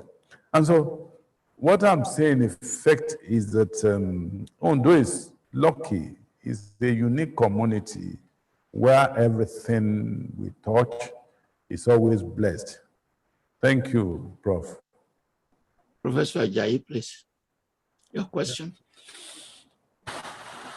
Yes, considering Your Majesty is a medical doctor with several years of medical practice before ascending to the throne of your forefathers, what has been the impact of Your Majesty in the health sector of Ondo Kingdom since Your Majesty ascended the throne? Thank you, Prof. Like you said, I ascended the throne in the year 2006. And I think, all right, let me start with one of the important ones. I can proudly tell you, or tell the audience, that Osemawe played a critical frontal role in the establishment of the University of Medical Science, as well as the University Teaching Hospital in Ondo Kingdom. And I want to thank the state government for that. The immediate past that started it, and the present governor that is making sure that things are working very well there. On behalf of the people of Ondo Kingdom, I wish to thank the government. But what I'm saying is that Osemawe, by virtue of my profession, I played a very critical role in the establishment of those institutions. And apart from that, I also played my own role in the establishment of some other health institutions in the community. There's this university, Wesley University in Ondo, where luckily Osemawe is the chancellor. Osemawe built a medical center or health center that is fully, well equipped for the students and the workers. Then Osemawe also has a foundation, Osemawe Kiladejo Crown Foundation. That foundation has to do with primarily 3 or 4 things. The first one is health. The second one is education. The third one is economic empowerment, and then care for the inmates of correctional homes. Now, coming to the city, to the health aspect, we have been able to, we have what we call surgery festival. During surgery festival, we perform surgery operation for many people that cannot afford, ordinarily afford the cost of surgery. We always do such surgeries for them free of charge. And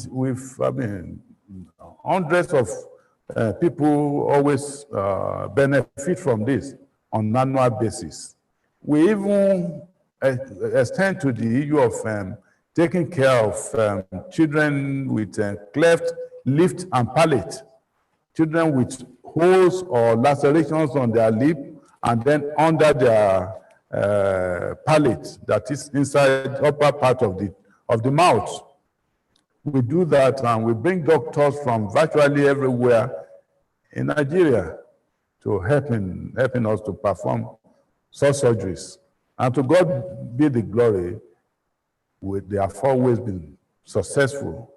We are also involved with ophthalmology care, eye care. At times, there was a time we gave recommended glasses to over 1,000 people in Ondo Kingdom. Then the issue of health talk to educate our people, and we have had to be involved in the screening and treatment of what we call chronic non-communicable diseases like diabetes and hypertension. They are chronic diseases. They are diseases that you keep on treating over a long time. And unfortunately, they are silent killers because most people don't even know that they have such ailments. So the foundation, has been very, very helpful in that regard to diagnose, to screen so as to diagnose. And many of them will be on treatment courtesy of the foundation with all the drugs supplied by the foundation. Again, during the period of COVID-19, the foundation came into play. As a matter of fact, I'm proud. I don't want to use the word proud. I'm happy to inform the listeners that to the best of our knowledge, Osemawe was the first to embark on care for the COVID, not care, but providing foods and money for the elderly. That of Osemawe was limited to them. It was not just our providing them. We went to the extent of taking those things to their respective homes. Because as of that time, it was not safe for people to move from one location to another. But we made use of our people to ensure, to get that done. So one can go on and on as for what I've been able to do as far as the healthcare of my people is concerned. Thank you very much. Thank you, Sir Kabiyesi. So you've been talking about what we call modernization in the area of education, in the area of medicine, so which may allow somebody like me to say you're a progressive king, uplifting his own people. And I'm making this as a preface. There have been demands to revise the Constitution. One of your chiefs, Professor Mimiko, served on a national conference to revise that Constitution. And one of your chief also tried to run for the presidency of the country. So my question, and it's a question we've been asking forever, how do we integrate the office of the kings to governance and to democracy? How can we do that integration to deliver results for people? Please come over that. Let me hear that. Or are you talking of, to me, it's like you are talking of the roles and responsibilities of the king in modern day governance. Am I? Yes. And that's the way. Prove on those. Yeah. All right. Now, you see, it's, let's start from the olden days. And let's specifically start from the pre-colonial period. Like I said before, the king, Osemawe, was an autonomous king with absolute power that can determine the life and death and all that and all that. That was on until the colonial masters came in. And when they came in, they whittled down the power of the traditional kings. But then, despite the effort to whittle it down, they realized that they could not do it alone. They still had to make use of the traditional rulers through a method they called indirect rule. Now, the indirect rule is such that the king was more or less the head of the local government, while the colonial officer made the secretary. Then, and things worked fairly well. And what I'm trying to say is that even during the period of colonial rule, the kings were involved. If we follow that up again till the post-colonial period, there's the whittling down of the power of the monarchy, of the traditional institution, continued.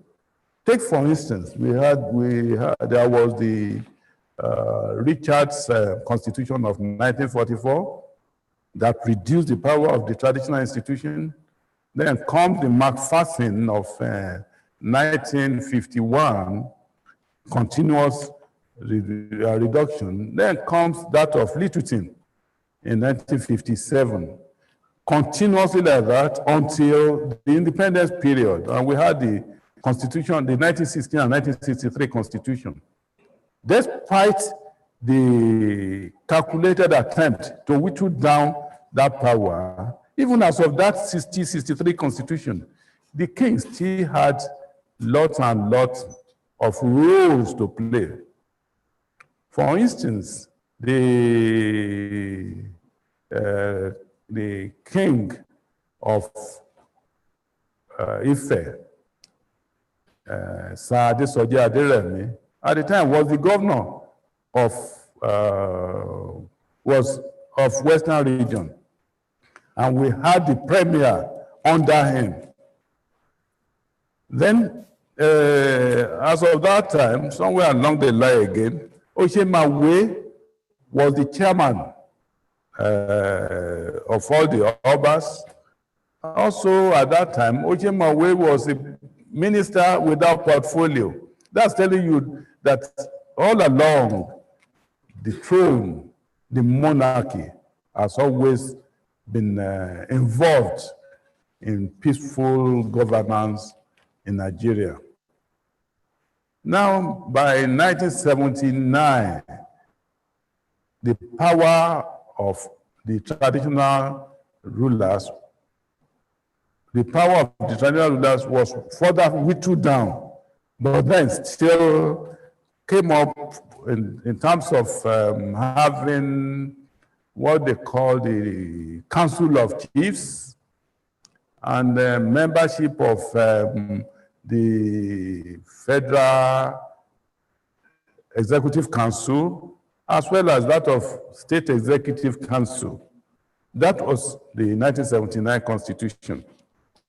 But in 1999 Constitution, unfortunately, no mention was made of the roles and responsibilities of the traditional rulers. And permit me to say that the result of that is what we are seeing.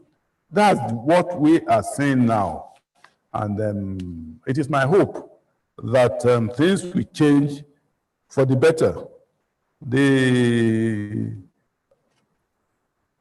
It's difficult to define specifically what we should do, but I will come up with what my suggestion is going to be. But even before that, who are the traditional rulers of today? Come to think of it, We have, there's certainly any traditional ruler now that is not a university graduate. Abundance of people that are very competent, people that are very experienced, people that are of matured ages, people that are ready to serve their communities, people that are committed to the welfare of their people, and knowing fully well that the position is a full-time, lifetime position. I don't know of any group of people that can claim, I mean, I don't know how such group of people can be pushed to the side. Take, for instance, we have professors, university dons. Asaba of Asaba, for instance, is a professor. Take the king of Jaws, a retired deputy controller of customs. Take the Oba of Lagos, a retired AIG. And as a matter of fact, Osemawe also practiced as a medical doctor in public and private capacity before he was called upon by his people. And now go to the north. The Sultan of Sokoto is a retired general. The Emir of Gwandu is a military general. The Emir of Zulu is a military general. And the Esunupe is also a military general. In other words, that position, I mean, is only for accomplished people that are very, very committed. Are those the people you now want to say that you limit to the confines of the palace when you have whatever it takes in terms of age, experience, in fact, financial consideration, and all that. And you now put some people, young boys and girls are elected into position of authority, and you say that those people should be under, that the traditional institution should be under those people. I think that's why we are having the mirage of problems we are having. And I think something has to be done as far as that is concerned. You cannot throw those people. You cannot throw away the experience. You cannot so something has to be done. Well, we can say that, well, in a Republican government, that only elective people should be allowed to take part in the government. But then one cannot claim to be holier than Jesus Christ. Who are the people that brought our religion and our government to Nigeria? They are our colonial masters. Bearing in mind that Queen Elizabeth is still the position is still well recognized. She dictates a lot of things. Take, for instance, the period of this Brexit. The Queen of England was the person. They look at, everybody was looking at her. I can remember that was in Britain during one of the elections, when the Queen was to talk, she said, "My government." And that same Queen is also the head of the Anglican communion and all that. And why are we relegating our own to the background? I think something has to be done. To me, let me come up with my own proposal, which I think we should give the necessary consideration. I have a feeling that at the federal level, the kings should be involved, not to contest or to compete with the politicians, but there should be this National Council of Traditional Rulers of Nigeria that can be meeting maybe a few times in a year, and our recommendations submitted directly to the to the federal government. I also believe that maybe few of the traditional leaders, maybe one or two, one from north, one from the south, to be attending the meetings of the National Council of States. At the state level, I would suggest that there should be State Council of Traditional Rulers. We already have that, but then there is need for that one to be given the necessary power. The roles will probably be more of advisory, and when government has problems, they can revert to us for us to solve the problems. And it has always been the case. Either the federal, the state, or local government, whenever they have problems, that's when they bring the kings together to help. It's like what happens is similar to a situation in which group of people with wet their houses with petrol, ignite fire, and then call on the kings to come and put it off. We hope things will change for the better. Now, at the local government level, let me say that the kings are the closest to the people. Our work is full-time, lifetime. We derive our legitimacy from the people. We live with them. We eat and wine with them. We know where the shoes pinches them. They listen to us.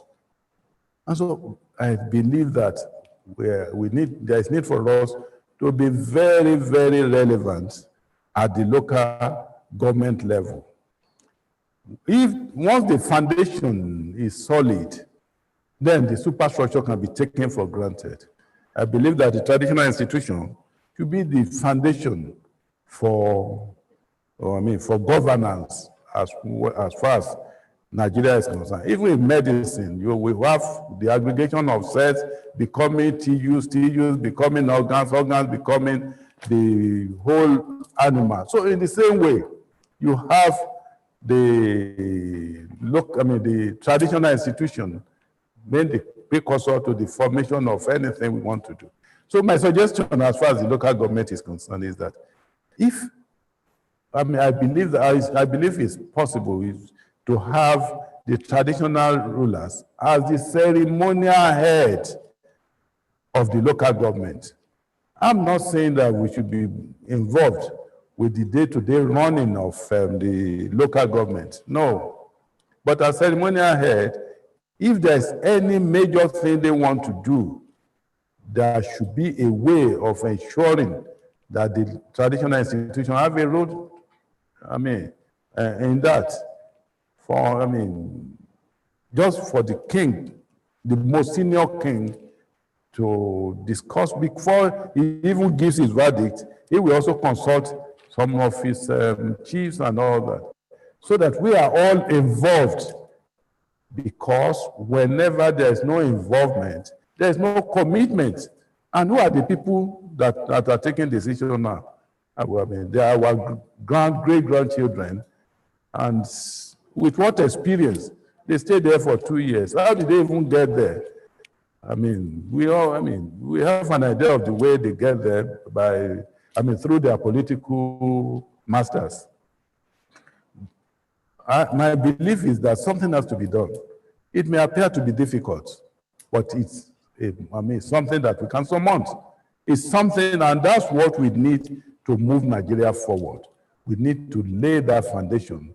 Consider whatever we want to consider. You see, we are not, I repeat, we are not to compete with them. We are not to contest with them. We are not to be involved with elections. We know that most people are in position, most people are in position, in elective positions, they are there to prepare for the next election. They are thinking of the next election. Whereas the traditional ruler knows that he has no option, he has no alternative but to take care of his own people. So to me, that's what we need to do at the federal, at the state, and then at the local government level. Prof, I want to thank you for this question. God will bless you. Professor Ajayi, your last question, please. Thank you, sir. Your Royal Majesty, your Imperial Majesty, sir. What is your take on the issue of philanthropy to assist the needy ones in society? Philanthropy. Thank you very much. I thought I've actually answered that.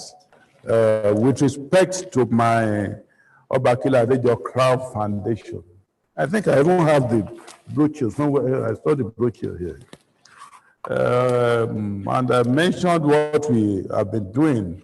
I've talked about what we have done with regards to health. Then for the other areas, like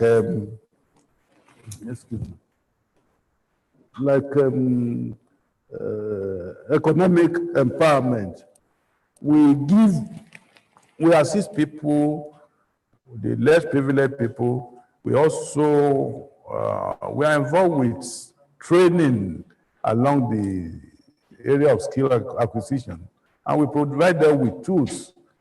Also, in the area of education, we give scholarship, we give awards, we help we provide materials for some schools. That's a way of actually helping the people. And let me also say that that is not peculiar to Osemawe alone. All my high chiefs, they have a way of helping people. And this traditional institution is always to help people. Even our occupying the position we occupy, the position of Osemawe is full-time. And also my high chiefs, all of them, they are also doing it on full-time as well. And they all have their foundations or means of helping the less privileged. We set up, apart from my foundation, the community set up the COVID committee in Ondo, and sons and daughters of Ondo Kingdom donated the money we use in taking care of everybody, the people with COVID, providing them with food, drugs, not for the treatment of COVID, but at least to help them during the period of the COVID era. I'm absolutely in support of how those that are blessed, those that can afford it, should be helping the less privileged. And some of my chiefs started embarked on helping, giving scholarship to students as far back as maybe 30, 40 years ago. And we are really proud of the contribution of the people of Ondo to the welfare of the well-privileged. Thank you. Sir Kabiyesi, do you have a diaspora program? Because as you are aware, many of your citizens are doing so well. In fact, many of them have joined us on YouTube and Facebook. And one sent a question that the palace doesn't contact them in Houston and Dallas. As part of this modernization diaspora program, will it not be possible for you to set up an office in a major American city, very transparent, connected to modernization, in which your citizens abroad will be contributing money to the development of your kingdom? Prof, I want to specially thank you for this question. You see, there are lots and lots to do as far as the throne is concerned. When you talk of anything that has to do with money, it's a very sensitive issue. But then, as for Easton and Dallas, I will still contact you to know the name or names of the people that are really interested in the issue of setting up an office. We will work hand in hand to get that done. But recently I was in Easton, and I want to use this opportunity to thank them for the warm reception we received while there.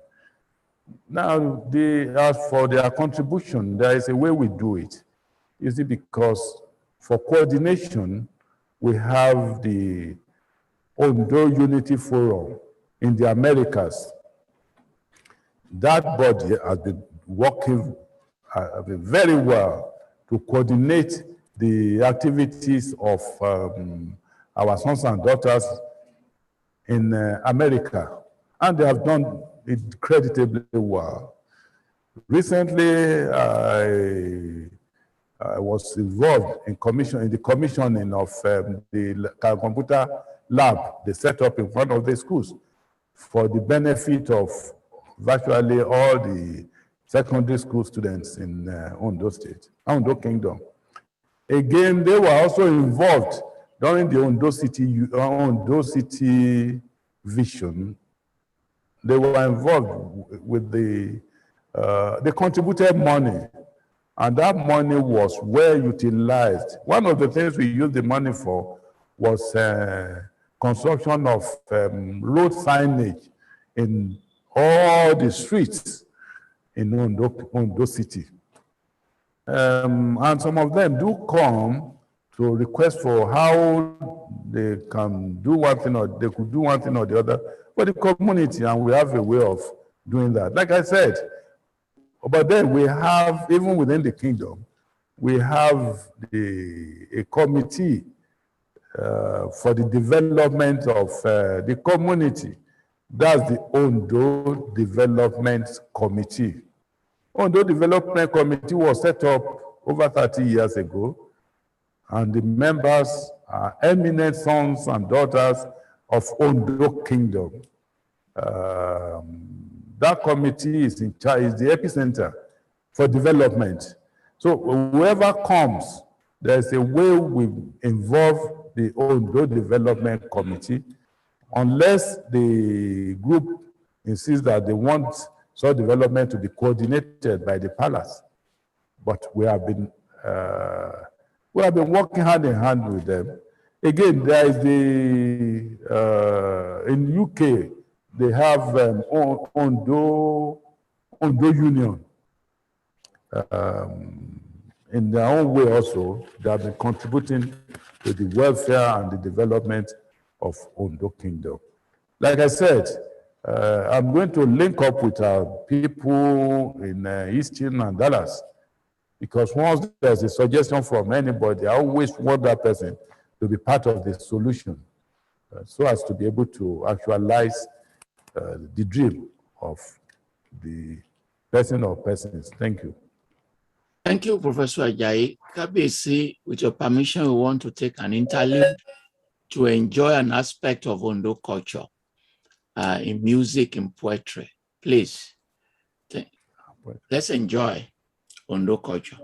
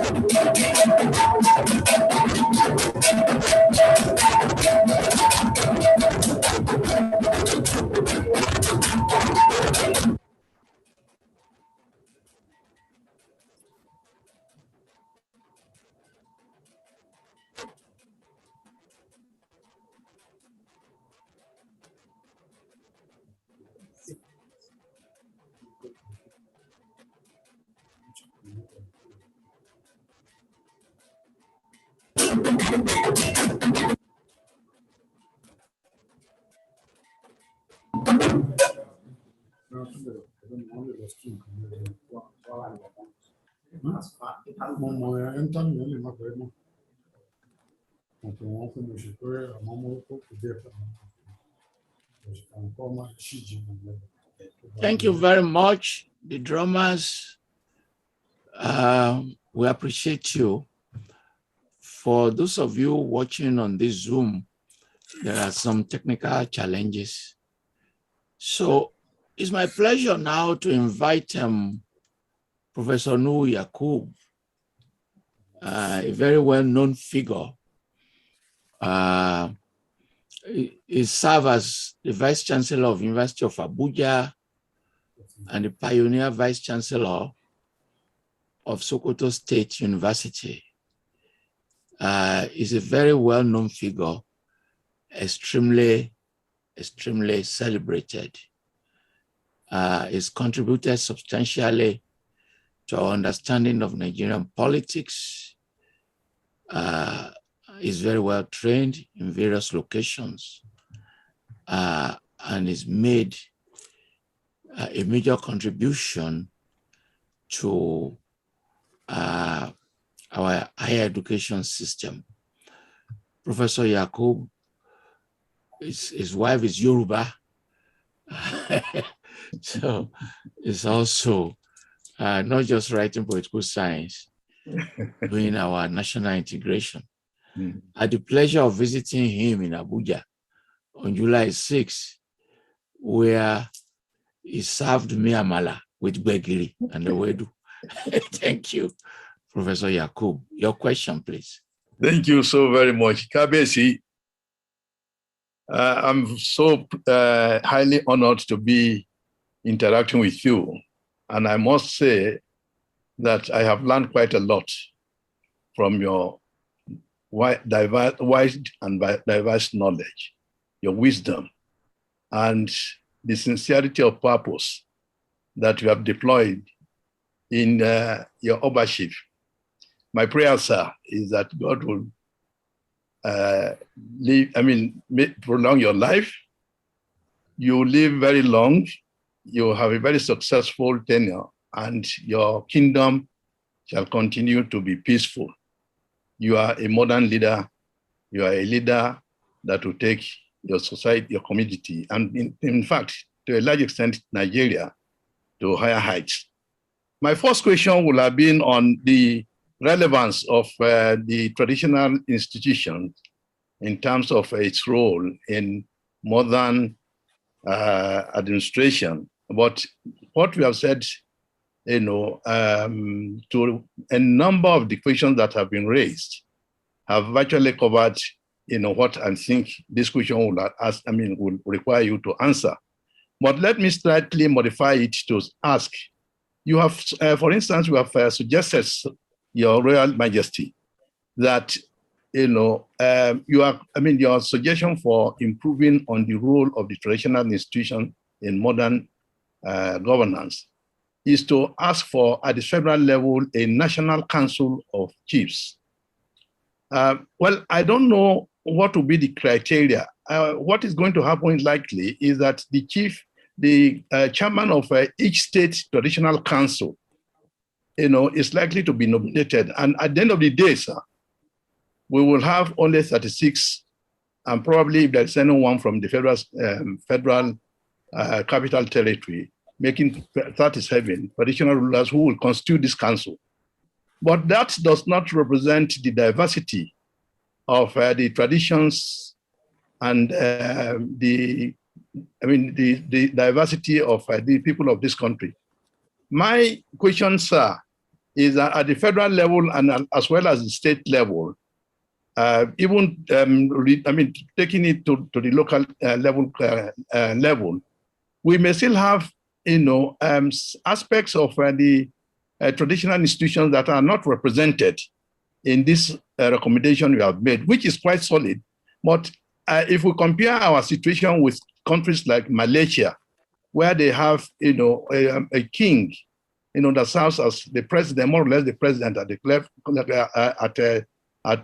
the national level, you discover that Malaysia is largely a Malay country, with one dominant ethnic group. The example of Britain, you also mentioned the Queen, is also a country that, the English is likely also the major ethnic group there. But in Nigeria, this diversity is just, too much. So, sir, what is likely to be the impact of the suggestion you earlier made about involving the traditional rulers or institutions in modern governance? Thank you very much, my in-law, Professor Yakub. Thank you, sir. Kabiyesi. Let me start. Your first question has to do with the number of the traditional rulers in such an arrangement. If we have, you see, considering the senatorial district in each state, we have 3 per state. So a traditional ruler per local government, considering the number of states, 36 states, that will give us 108 plus 1 from Abuja, making 109. I think 109 is not too much because it's not the kind of, I'm not talking of meeting every time or regularly like we have with, maybe once in a quarter or once in 2 years. You see, because whenever there is involvement, there is commitment, and the way to pick those, the representatives can easily be worked out by the state council of traditional rulers or the different senatorial districts. And I think, there won't be any problem as far as that is concerned. Your other question, please, can you go through the other question? Just the other question, this.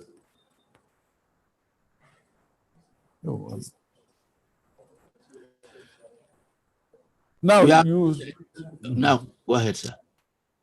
No, you are muted. Oh, okay, so, go ahead, sir. Okay, sir. The other question I try to is to say that, if you take the comparative examples of Malaysia and Britain.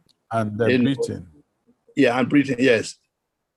We in these two societies, we have, a major ethnic group, controlling the entire country or ruling, and therefore they can easily be incorporated into the governance system.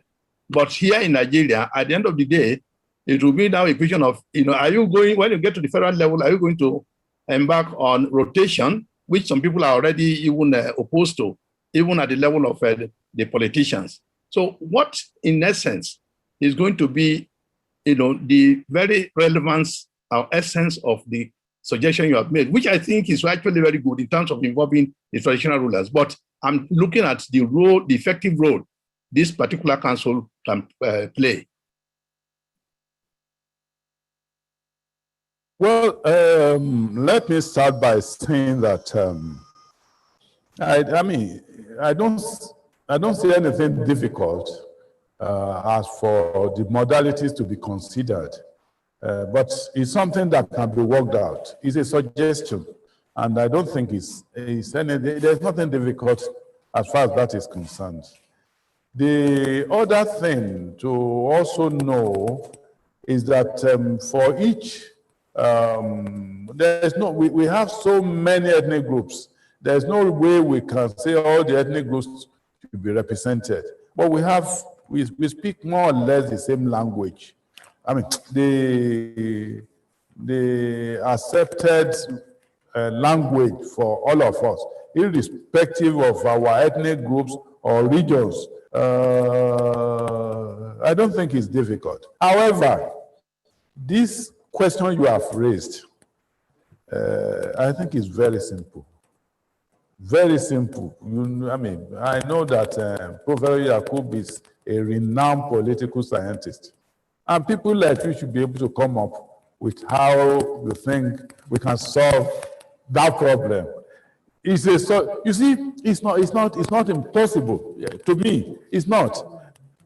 When we look at, for instance, I said for the states, for the Federal Executive Council, maybe representatives. It's not, the representatives, maybe 2 or 3.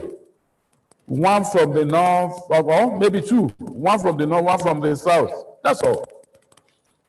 And whoever is representing any region should not go there without consulting the other traditional rulers. The world is not a global village. We can communicate with ourselves. After all, whatever we are saying now is being aired all over the world. So it's not a real problem for us to do. It's just what is important is honesty of purpose. And with somebody like Professor Yakub, who can guide us as to how to go about it, I think there will be a solution. Wherever there's a will, there's always a solution. Thank you, Prof. Kabiyesi and Professor Yakub, let me throw a proposal. Will it not be possible to say we take just one item, say security, and we reconfigure the security budget at both federal and state level? And we take that some of those money to where those insecurity challenges exist. And we say, okay, you are the Emir of Zamfara, you are the King of Ondo. Part of your job is the maintenance of security. That's just one proposal. In other words, we are not just involving them, we are being very specific in the role they are going to play. What do you think about that? Thank you, Professor Falola. Now, as for budgeting money for particular areas to the traditional rulers, there's no doubt that is to be the ultimate. Take the security you have mentioned, for instance. Who do you think, who are the people responsible for security in the different communities? The truth is that it's the traditional institution. And what do I mean by that? We have our own ways of solving security problems. For instance, we have different committees for security. We have the one for students because of cultism and students' youth restiveness and all that. We have another one that has to do with the traditionalists. I will cite an example to make it clearer. At a time, cultism was very common in In Ondo, we had a good number of youths that time to cultism. I contacted the government security agencies. They could not do much. Right? We called the meetings of the Christians and the Muslims. They did the best they could do, but that did not solve the problem. I had to call on the traditional adherent people. At the end of it all, I repeat, they made all the cultists in Ondo Kingdom and other areas, from other areas in Ondo State, they made them to renounce cultism. It's not just renouncing cultism. All their arms and ammunition, everything, they surrendered everything. They surrendered that. It's only the traditional institution that can do that. We should not go into the details of how that is done. But then that's just telling you that there are some things that are being left undone. Right? I mean, if we do that now, we involve the traditional institution, that will go a long way. But I can show you that considering the caliber of the people at the helm of affairs in the traditional institution, these are accomplished people. Accomplished in the sense that they have gotten to the peak of their career, in most cases before they now decided to help their community. They are not the kind of people that we attempt to embezzle any money. And such money should not even be given to the traditional ruler or whatever. A committee will be set up for such, to manage, to monitor the expenses and all that. And so I think it's only, I believe that if the will is there, this thing is done. Thank you, Prof. The next question, sir.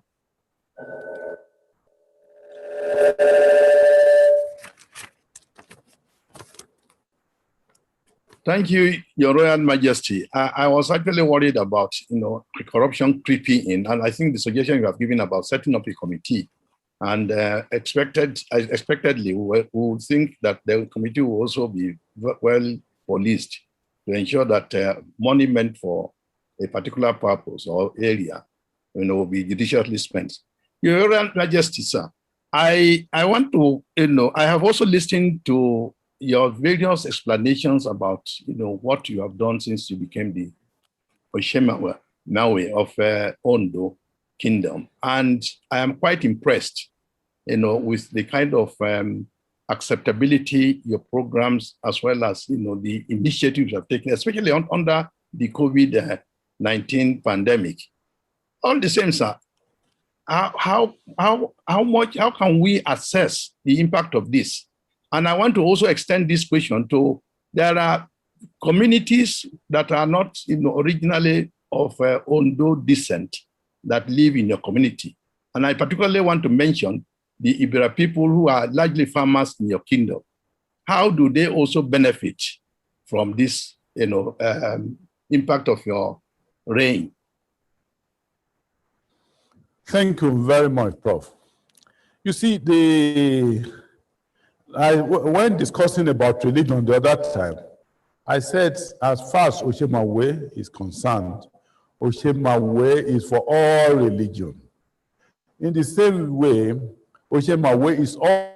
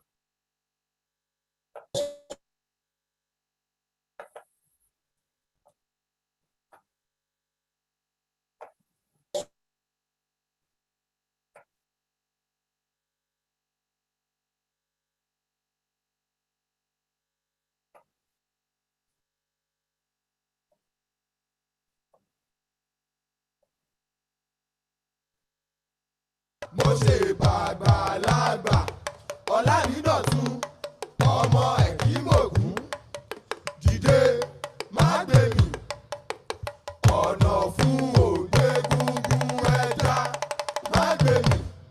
Akim Ogusheyan. One part, one love, one harmony. Hello, Eurovision fans all over the world. My name is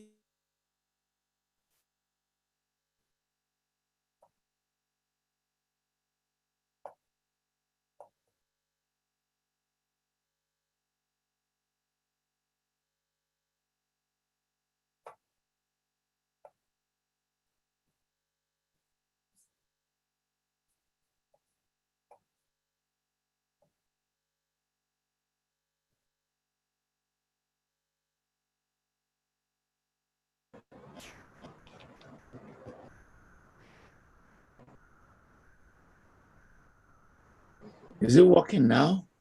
Professor Yakub, can you say something? Yes, I can hear you, sir. Kabiyesi, can you say something? Can you answer? I can. Come again. I can now hear you, sir. Yes, I can see you clearly. I hear you very well. Okay, sir. Go ahead, Kabiyesi. Hello? Hello, sir. Kabiyesi, what you are talking, sir. Yes. Yeah. Kabiyesi, we were listening, waiting for you, sir. Oh, I think I won't even know where I stopped. Because I answered I thought I finished answering the question. Okay, we didn't hear, sir. We didn't hear. All right. Maybe you ask me the question again, please. So his question is, what about non-Ondo citizens in your kingdom? Oh, thank you. Thank you. Your project. I said that just like what I said when we were discussing the issue of religion, that Osemawe is for all religion. His own is civil religion. The same thing is applicable with the ethnic groups that are living in Ondo because they are contributing their respective quota to the development of Ondo Kingdom. So we take them as part of us. As long as you drink the Ondo water and you walk on Ondo soil, you can be rest assured that you are taken to be an integral part of Ondo Kingdom. I also cited the example of the Surgery Festival, and that whoever is around, wherever they even come from, they are not limited to being from Ondo or from anywhere.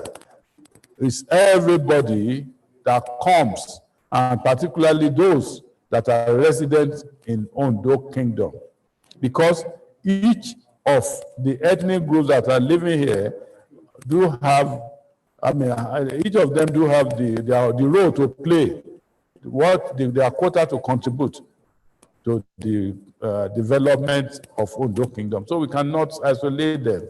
We cannot prevent them from benefiting from whatever we do. Thank you. Thank you, Your Royal Majesty. My next question will be on the relationship among the Obas in Yoruba land. I am also aware that you talk largely on the issue of seniority of the Yoruba Obaship. And I also know that you have said that it is not a controversy you want to involve yourselves in, but one will still expect that the Yoruba nation or people who agree that they are all descendants of Oduduwa should actually find a modality for engaging among themselves in a way that other ethnic groups will not be considering them as rancorous among themselves. I don't know what, again, you want to add to what you have already said to actually indicate to the rest of our viewers. How do you ensure that there is very friendly atmosphere or relationship among the Obas? Thank you very much, Professor Yakub. Let me start by saying that Osemawe, as the king of Ondo, maintains very good relationship with all the traditional rulers in Nigeria, irrespective of where they are. For instance, I've had to attend some functions, or specifically the 10th anniversary of the Sultan of Sokoto. And the Sultan came for the, I think, for the, during the, I think during the Ekimogunde, our annual event, he came to be the chairman of the day. The Emir of Kano, the immediate past Emir, had cause to be involved in the wedding of one of my children, and even the Obi of Onitsha was at a time the royal father at the wedding of one of my children as well, and I've had to be the royal father at Owala, their own annual festival. One can go on and on. And in the Yoruba kingdom, for instance, about 2 days ago, I was the chairman, the royal father, at the celebration of the 90th birthday anniversary of one of the traditional rulers in this area. What I'm saying is that on individual, at the individual level, we maintain very good relationship with one another. But then we have different ways of handling problems. And the problem we actually have is not just, is not because of title, but some of us, they have personal differences. Let me just put it that way. And we are looking into how we can resolve that. Some dated back to the time, some of them were even installed, or to the time, dated back to the time that preceded their installation, or even before they were born. So I think that it's difficult. It varies. However, the major issues, I think, we are looking into it. And you know, the moment we believe that we are just for our communities, there is not much one can do. We are social animals. We are dependent on each other, and we should look for ways by which we can work collaboratively. And again, I mean, permit me to also say that some of us are in the habit of talking as if they are the only one representing everybody. No, we should be involved. All the component parts should be involved in taking decisions, in making statements, particularly at the national level. I think that's another problem. In other words, I'm talking of individual problems, then as well as the kind of personalities, and then the fact that some are not being carried along. And once you have that, there's a limit to what you can do. For instance, again, the last time we had a meeting of the traditional rulers in Southwest was maybe about 6 years ago. I'm talking of all of us coming together with representatives. The meeting was at the Premier Hotel. That was the last time that we had all the traditional rulers from the different states being represented. And I was once invited to attend that of the North. They call it Northern Traditional Rulers Meeting or Conference and all that. It is my hope that sooner than later, all these problems will be resolved. Thank you. Thank you, Your Royal Majesty. My next question is about the award of traditional titles to individuals in society. There is a general impression, I call it impression, I mean, in the public space, that sometimes these traditional titles or chieftaincy titles are given to people who are not deserving, either people who have made money and they want to use their influence or the power of that money to get these titles, which actually enhance, their reputation in society. I know for sure that, given your modernity and your progressive, development, as Professor Falala has put it, this is not going to affect, it will be of effect in your demand. But can you, sir, speak to this issue of who are usually, or what criteria will be used to award chieftaincy titles to deserving people in society? Thank you very much, Professor Yakub. And I also want to thank Professor Falola for his kind remarks. Yes. Now, the issue of traditional,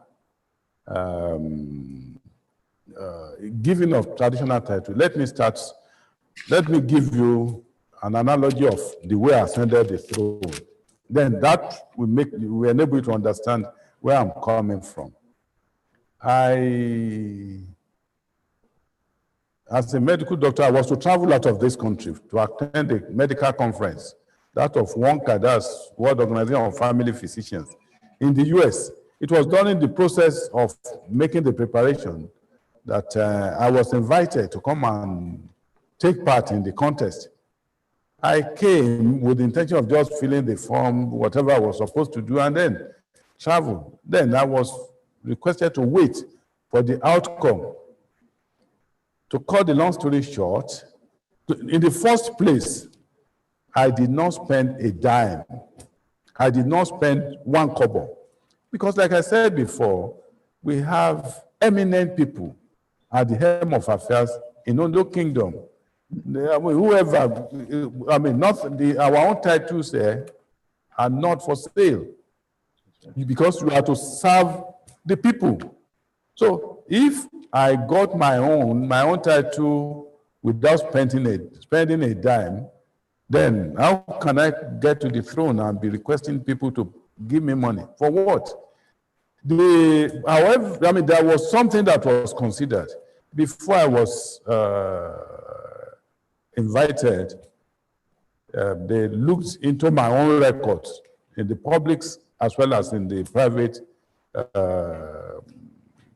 practice. And then my father's contribution to the development of this community, the legacy he left, was what was considered.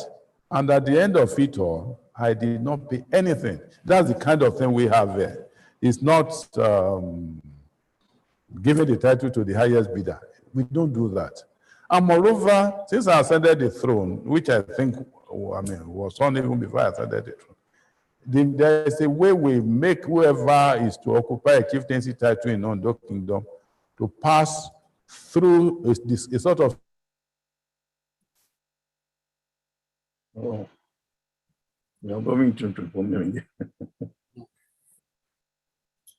security agencies to be sure that they are of good character. And then we have committees set up to screen them. Now, in different areas.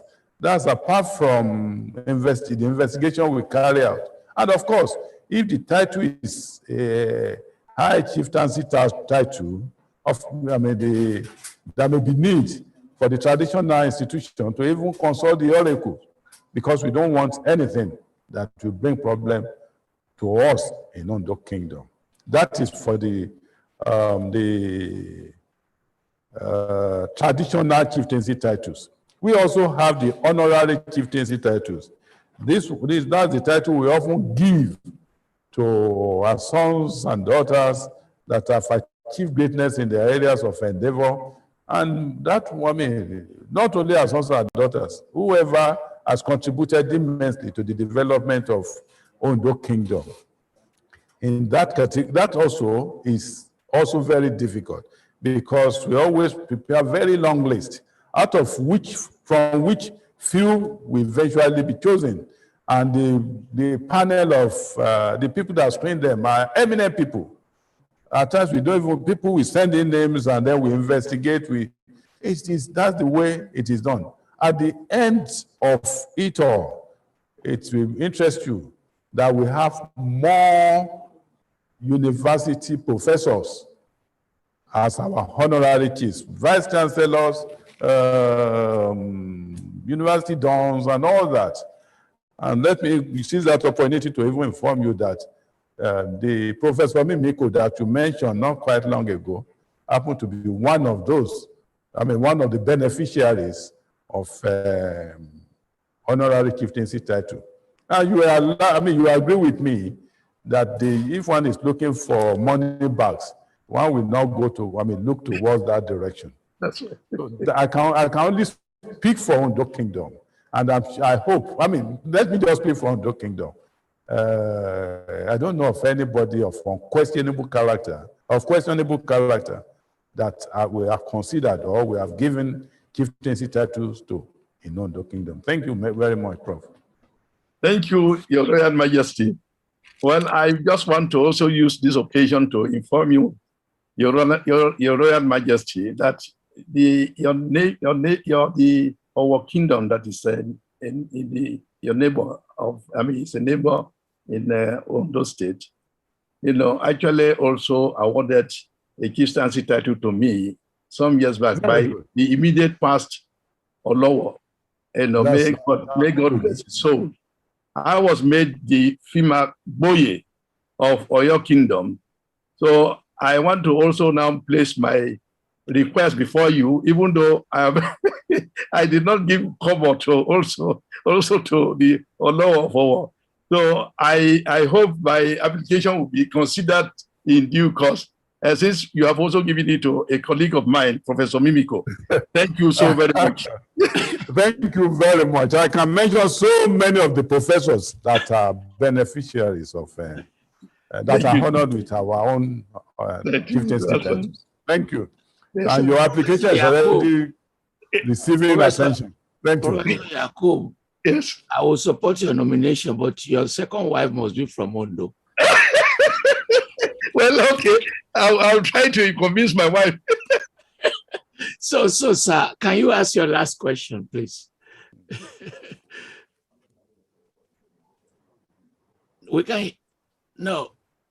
Can you unmute yourself, sir? Unmute yourself. We can hear you. Yeah, I have unmuted now. Yeah, okay, sir. Okay. So the problem of insecurity is more virtually pandemic, in Nigerian setting. And Ondo State has been in the news for quite some time, in terms of the, havoc this episode has, created. I just want to limit myself to Ondo Kingdom itself. I hope this particular pandemic has not also affected your kingdom, Your Royal Majesty.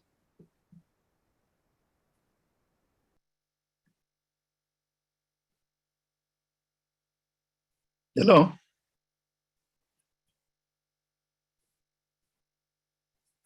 There's a problem. It's frozen. Yeah. Hello? It's frozen. The system is frozen. Banditry, and so many other insecurity issues. Just permit.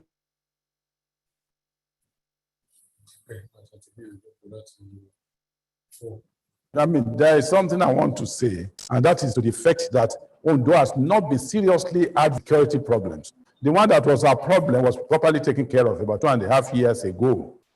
Now, but that's not to say that we don't have issues. We have issues, but Ondo is not seriously affected.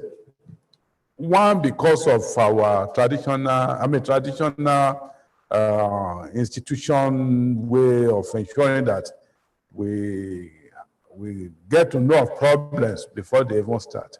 Again, we are very proactive. When this issue of Fulani herdsmen or farmer herders, whatever, started, we quickly set up a committee, and which we call Technical Working Committee on Insecurity. Among the members of that committee were the security agencies, the area commander, the other arms of security, then the different ethnic groups, particularly the Hausas, as well as the Fulanis, particularly the Fulanis, the Fulani herders. And then also our chiefs, the chiefs in the community, the farmers, the youths, and all that. We set up that committee, which we call the Technical Working Committee on Insecurity. And the way we did it was such that the committee was meeting at regular intervals. And up to now, it has been such that there has not been any adverse report. And when we suspected the issue of the harassment being, for whatever reason, the Osemawe Council went to the extent of sewing reflective uniforms for those that are herders. The reflective uniform are of different colors depending on the direction they follow. For instance, the one along Ore Road, the uniform is different from the ones for Akure Road and so on and so on. And with the different colors and the phone numbers of the leaders inscribed on it, that has really, really helped us. And then we go to the extent of setting up some other subcommittees for the different areas.